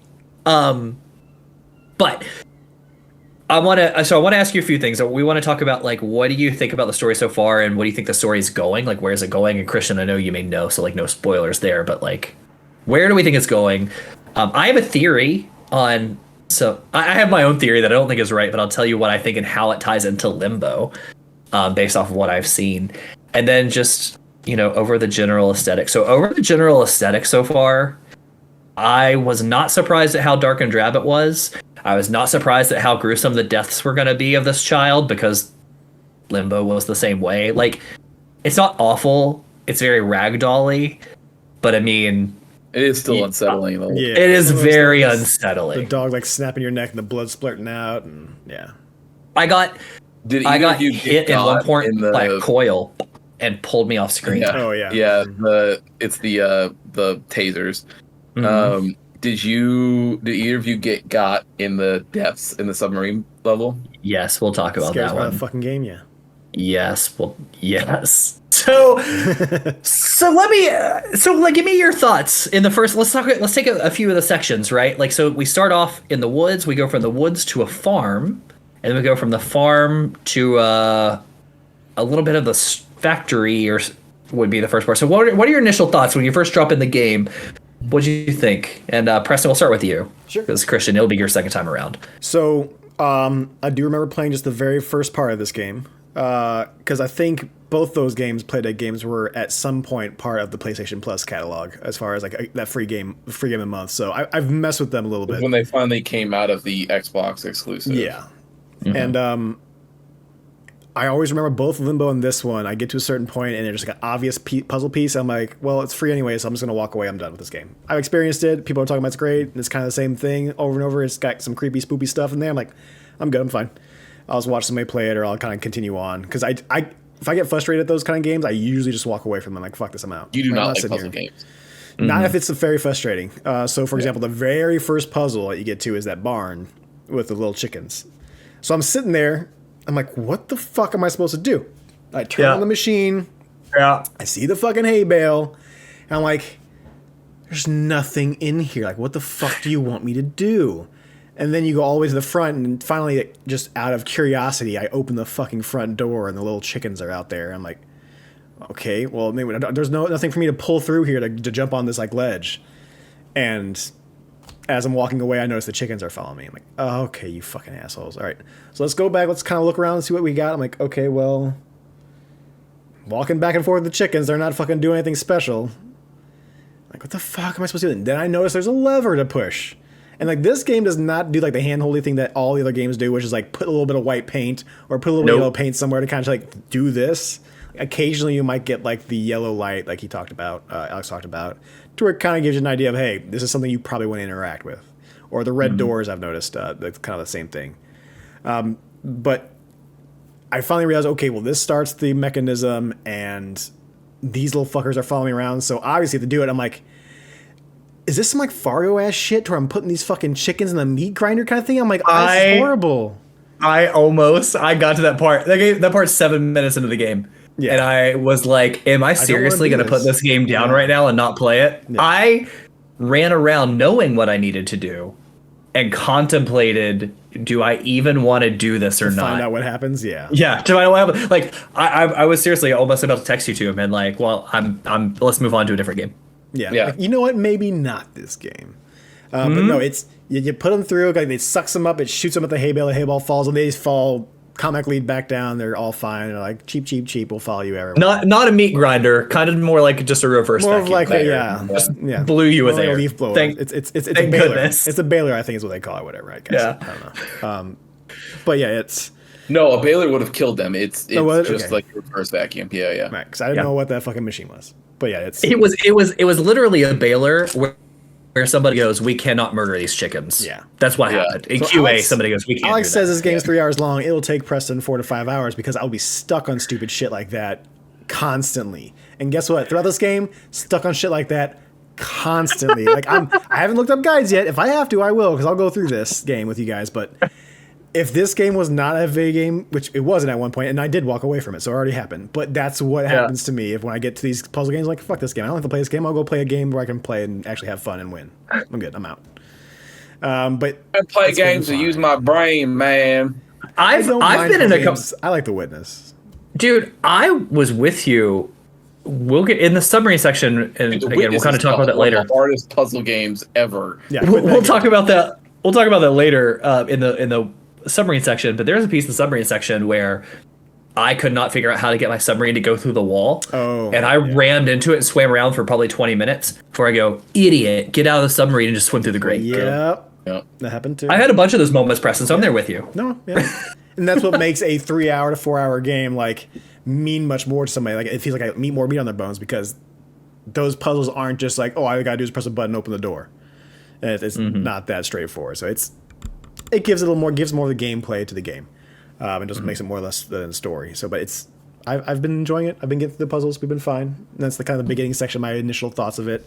Aesthetics are fine. I love the fact that the story is not being told to you through text or dialogue or anything like that. It's just you are kind of putting the puzzle pieces together, and what you see is what you're going to interpret, and then you go from there. Yeah. What about you, Christian? So I do not want to sound. I'm trying to avoid sounding like a Debbie Downer. Did either of you play and finish Limbo? I not- played Limbo, but I Never don't. finished it. I don't think I finished it either. Yeah. Okay, we'll get to that part when we get to the end, like when we do this next episode. So I'll talk about it more there. So for play length, I'm like just under 40 minutes, or maybe just into 40 minutes a little bit. I have played this game, and so I'm like on a speed run place. Yeah, Like for because sure. I remember, You know what you're I just doing. remember everything. So the game is good. I do not want to make it sound like I think that the game is bad.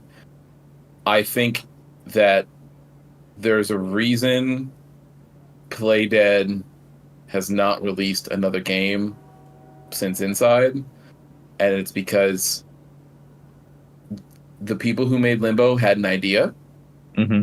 They executed on that idea flawlessly, and either they were told that they needed to make another Limbo, which probably dragged the creative juices right out of them, or all they had in the tank was another Limbo. And so basically my point is, coming to this game, like even when I was playing it first and then now, I still have this, because I was interested to see how I would feel about it revisiting it after all these years. I still feel the exact same way that I did then, which is it's just Limbo, but Different setting, kind of same world Like- kind of thing. Yeah.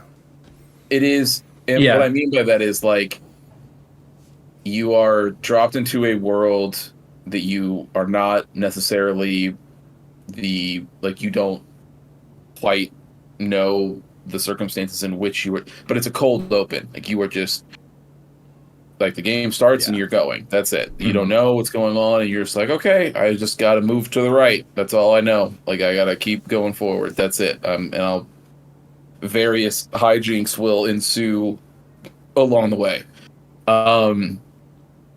I think that up until this point, the farm is where you were talking about stopping? The farmer right after I think was the factory where you first are introduced to the new puzzle mechanic of mind control.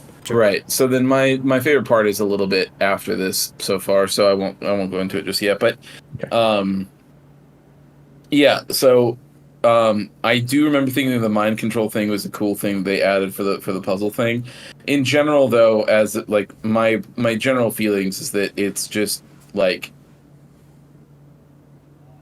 it's Limbo again for me.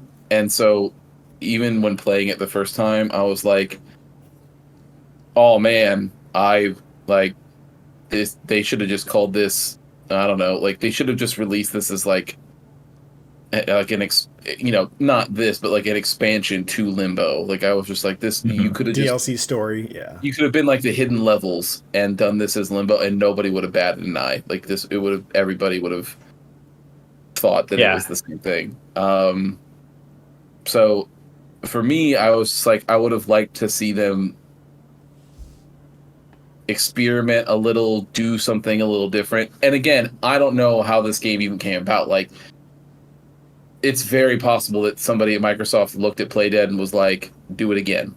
Like, or there's probably credence to that, because if you're having a lot of creative freedom, you're probably not going to have your lead creative designer leave your company and go start their own thing, right? Right. Now, and I don't remember what Cocoon looks like. When you saw it, does Cocoon look like Limbo 3, or does it look like a completely different game? It's very colorful, so it's complete opposite from the drab color scheme, but puzzle and gameplay wise, I haven't seen too much on it yet, so that I don't know. Okay, they haven't. Okay. And yeah, but the color palette, completely different. Cool. That's great. Then that very well could be the case. And I think it's space, if I'm not mistaken. Okay, cool. That's fine. Yeah. So I mean, it could be way different. Could be the same. Who knows? I don't know.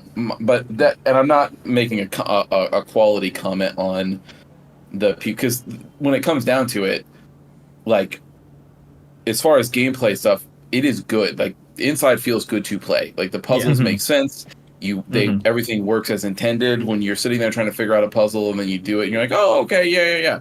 Like all of it works. My specific problem was, I was like, I've done all this before, and so it has lost its newness on me. It's like that really good movie that you can only watch one time. It's like I can watch it again, it's still a good movie, but like right, like there's certain things where like the drop doesn't right, it doesn't hit you the same anymore, right? Like for instance, like Journey is a great example of another one of these kind of games, right? I love Journey but it was.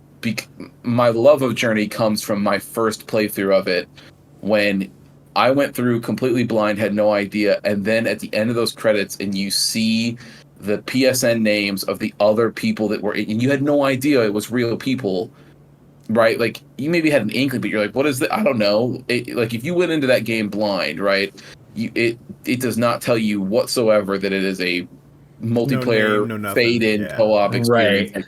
Just some random thing comes up to you and starts beeping at you, and you don't know, they don't know. Like it's a whole thing, right? And so at the end of the credits, when you see it's like all the people that helped you on your journey, and then it's the random people's PSN names, dude, what a cool moment, right? Like absolutely phenomenal. Revisiting that game, you go back, you already get the gimmick, right? Yeah. And so like it has lost it. So like if they did another game like that again, you'd be like, oh, okay, that has lost its luster. Like it's cool, it's still good, like, but that gimmick does not have the same pop and wow factor that it does before. I like the puzzles in the game though. I think the puzzles are always fun. Have you guys found any of the secret puzzles yet? I have found 2. One of them, I don't think one was a secret puzzle per se. Like I made my way to a secret room and I looked like I pulled the power out of something. And that's it. Yep.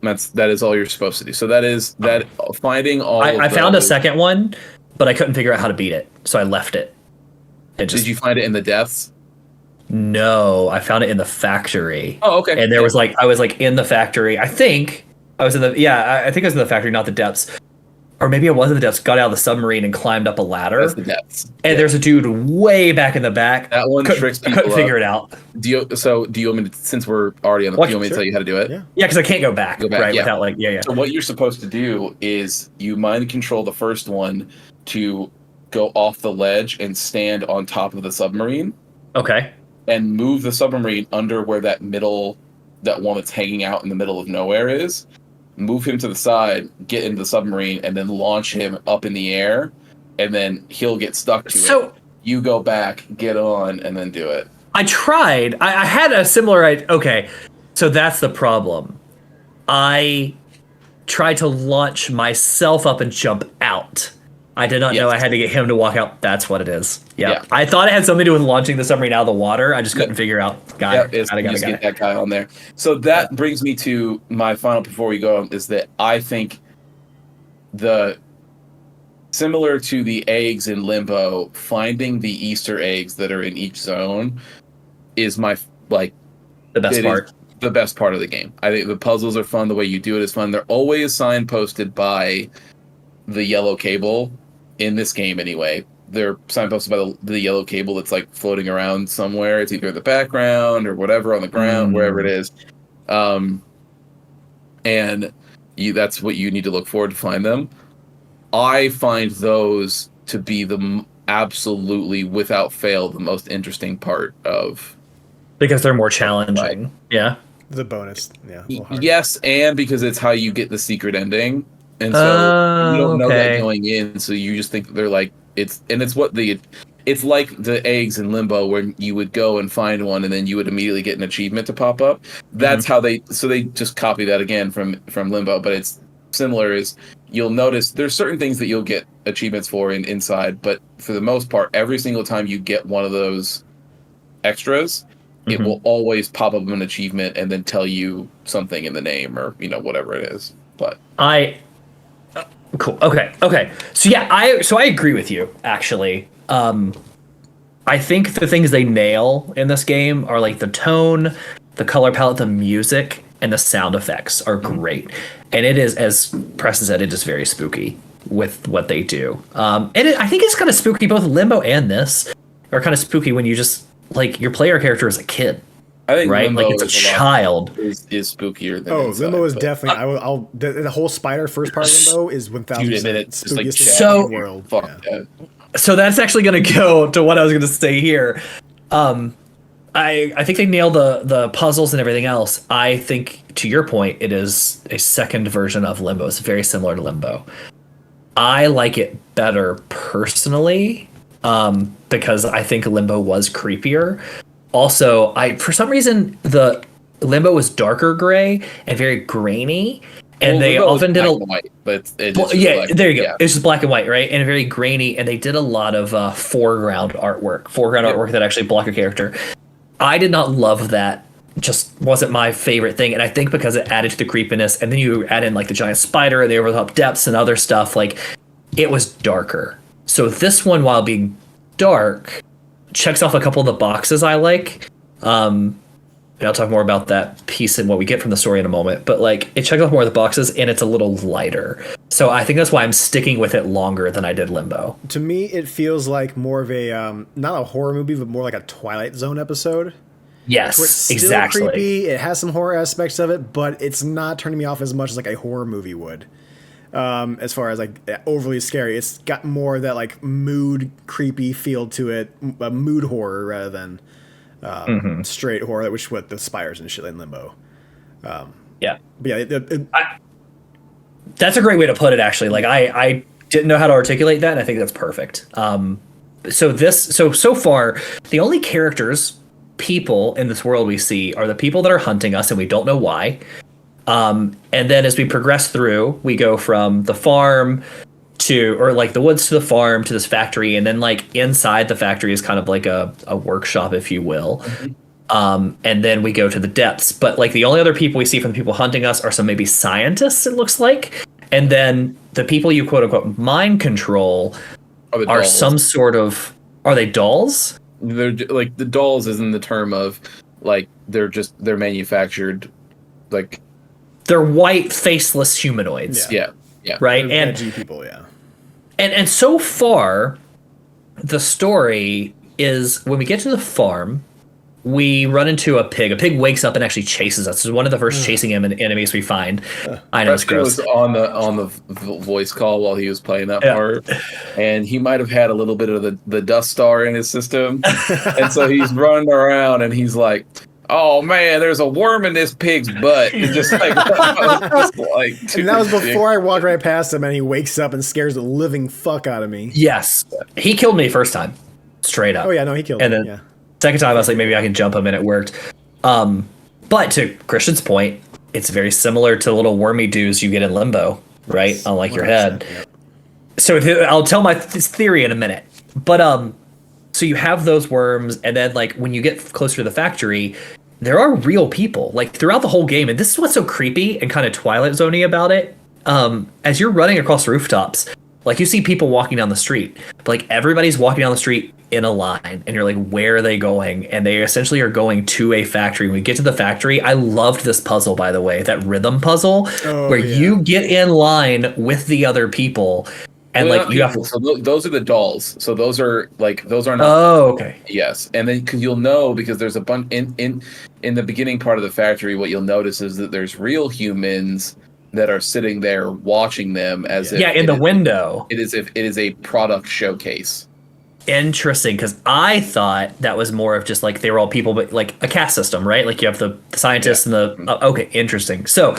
The rhythm puzzle is great because you hop in line with these dolls and like you walk and stop. Yeah. Like 9 steps and stop. And then like 9 steps, stop and jump or turn or whatever. So well done. And there's a camera watching you the entire just time. Fucking like eyeballing just you the entire time. I'm like, God damn it. Because you fell in, right? Yeah, You crushed one of the dolls, and so then you're sitting there going and you're like, so it's watching you like, something is going on here. Let's keep an eye on this one. And then you start doing it, and then you get towards the end. And there's a dog that starts going crazy because it's like, this does not smell like one of the dolls. So the guy's like, whatever, these things aren't real, so go nuts, man, if you really want to get after it. And so it starts running after you, and you have to try. You're like, oh shit, and you break formation and run, and that dog is nipping at your heels before you clear that jump. Did both you? I mean, Christian, you probably went for it, but like, I did not run it first, so I'm saying, I'm like, he's not gonna notice. Like, don't move, he'll come sniff me. He can bark at me. They're not gonna send him after me. They're not gonna do that. And then all of a sudden I see him kind of get down, and then all of a sudden I'm like no, and then I start running. It was too late. So that's the tell. The tell is as soon as he bends down a little bit. That's when you should because know, he's unhooking the leash, Yeah. which is similar to what one of the dogs that can chase you in the first level in the forest. That is similar to what they will do with that dog, is that they will just let it go off the leash. I saw he unhooked the leash, but I had that thought of he's going to bark and sniff, and if I don't move or keep doing the formation, he's going to also be convinced to walk away. Tore me up right there in that spot. Yes. Like, oh, well, we're doing this again. Okay, we're running then. All right, cool, good enough. Yeah. Before that, I missed before I figured out the 9 steps thing and like jump or whatever. The eye that was watching me just shot out the taser and was just like, what? Like hit me like a snake and just drug me off screen. I was like, oh, okay. All right. Because that's what they do to the defects. Yeah. Yeah. So in this area is where we're introduced to the puzzle we were talking about, the mind control piece. So essentially the first time we now see these caps hanging from the ceiling. And essentially you jump in a little cap and you can control those dolls in the background, sometimes one, sometimes many, to help you complete the puzzles. Here's where my theory comes into play. I don't know the ending of this game. And whether it's a product showcase or not, I still think there's maybe some human aspect to these things that are being manufactured, if you will. I say, what if the dolls, like in the doll's head, like because they probably don't have a whole lot of thought. Who knows what's happened to them? Maybe they've even had those little worms like put in them or whatever they've been subjected to. That you can't tell. I would. You don't know if it's wiggling out of butt or not. I would like to think that Limbo is what's going on inside of those dolls' heads, and that's the tie-in. That's what I would like to think. And I don't know if there's any real tie-in between these two games. I mean, there's stuff that is similar, right, between the puzzles and like you're dropped in and the worm and stuff. But that's what I believe.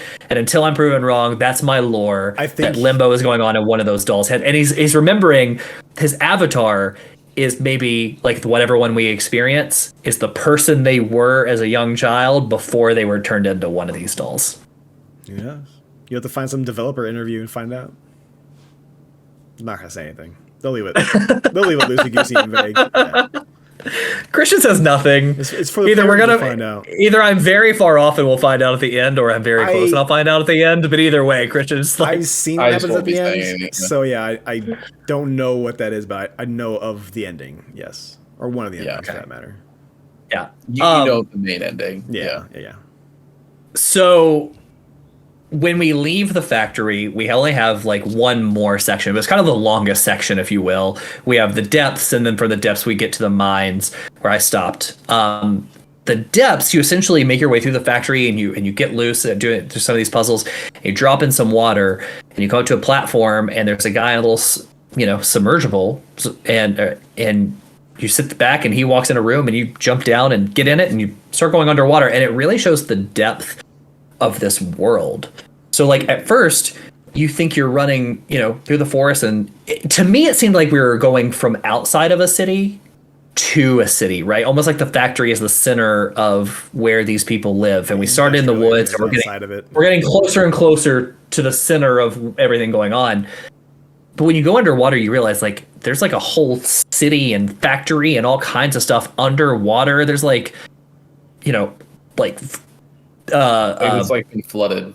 It's been flooded. Yeah, it's there's even like a garden almost like underground and stuff. So I don't know what that is, but you come across a brand new enemy, and this is the only time we've seen it so far, which is essentially a mermaid or a siren. It's like a nightmare. Water child demon. Demon child water. So it's a demon. Did you? Demon. That demon.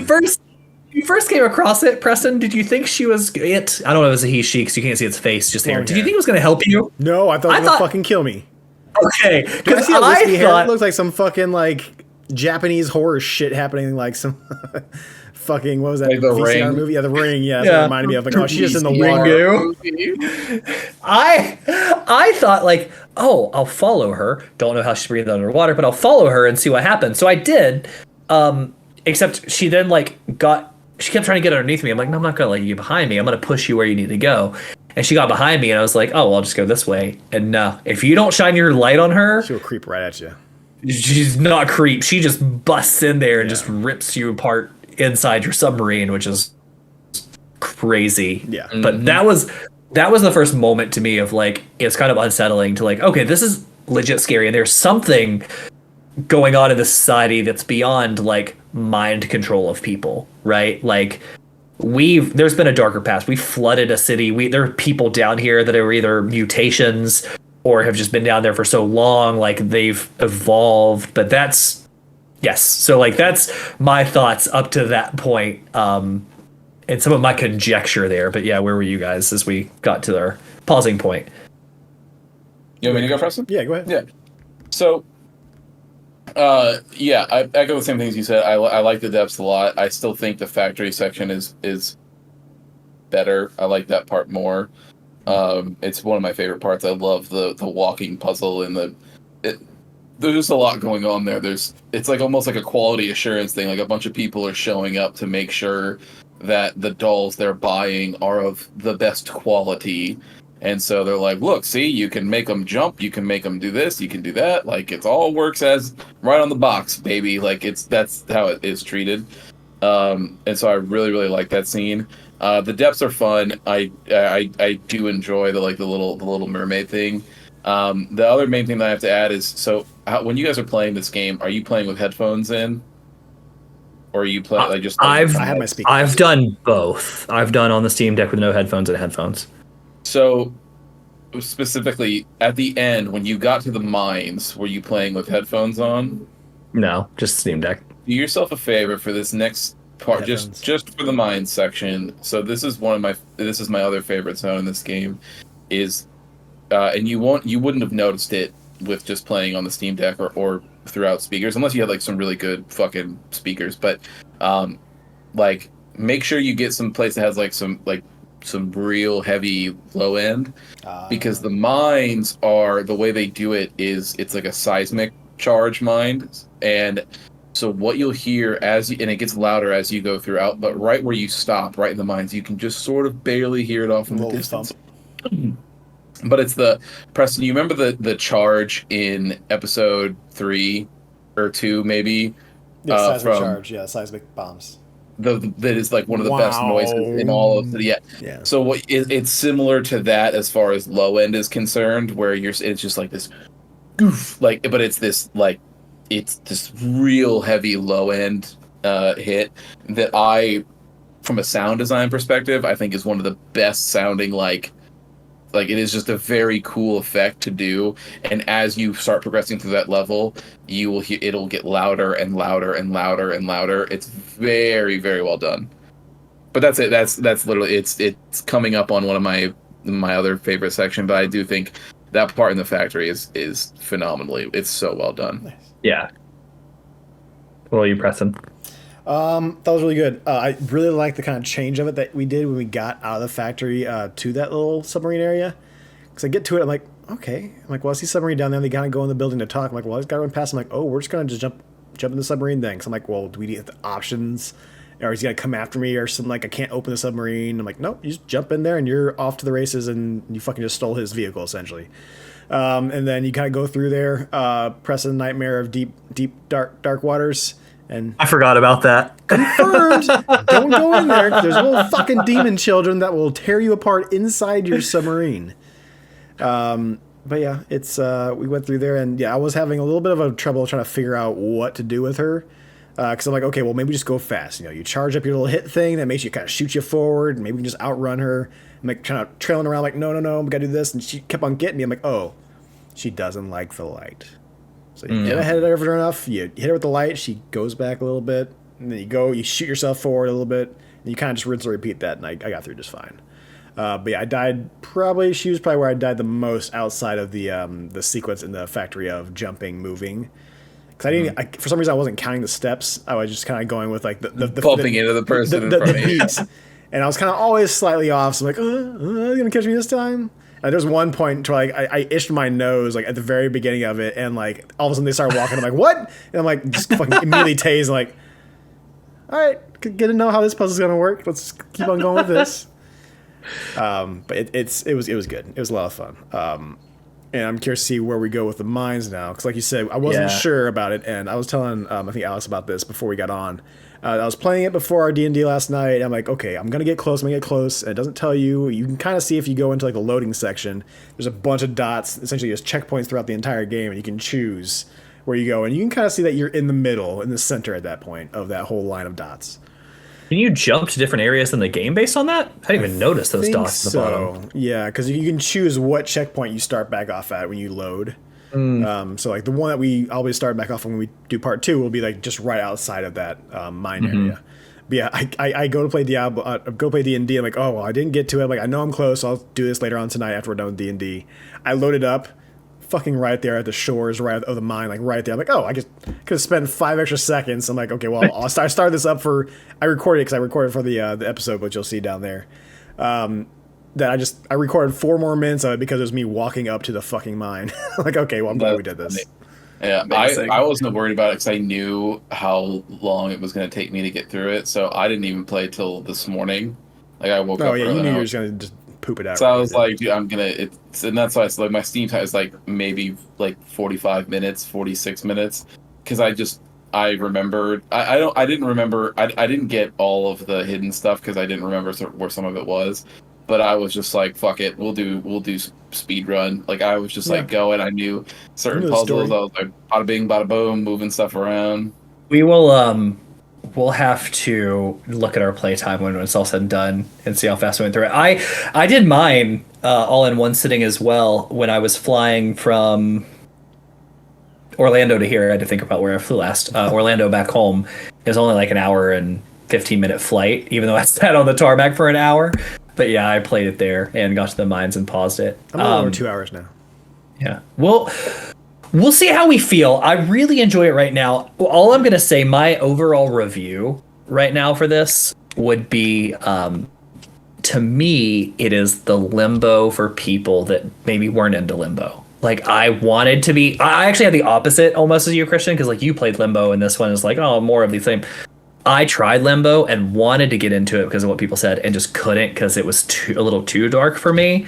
But this one I'm really enjoying. So it's almost like the Limbo for those people. Yes, when we have the ending discussion is when I'll have more to dig into, more thoughts, why my feelings are like this and that versus the other two. But we'll get into that there. Yeah, I will say, Preston, I did not die to that mermaid but once, but that area is where, like, right past the mermaid, you get to that last room. So you're banging through all these walls of the submarine. You can shoot it forward and crash through, but you get to one where you can break the whole wall, but behind it is rebar. They're chipping, trying to find the one part, or if it's gonna make it collapse. And like, what am I supposed to do? I'm like, there's a spot that like maybe my little body can get through that little spot.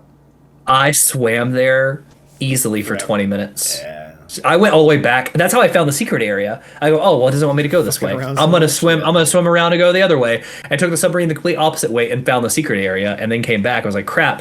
Continue to spend more time, and then I had the duh moment of like, oh, why could I not just swim right through? And I did. I was like, puzzle over. It's like, idiot. But I like those moments. Like, it's frustrating, but I let go and like, oh, it's just right there in front of me, and I just need to take a moment and get through it. But anyway, yeah. So if you're listening out there, check it out. If you want to play along with us. Next week we will have it done, and I'm excited to hear, Christian, your overall thoughts, and then give you my thoughts from somebody again that didn't love like Limbo just wasn't for me, or maybe I didn't give it enough time, one of the two. But like my thoughts first time through versus yours, playing both and stuff. I'm interested to see that.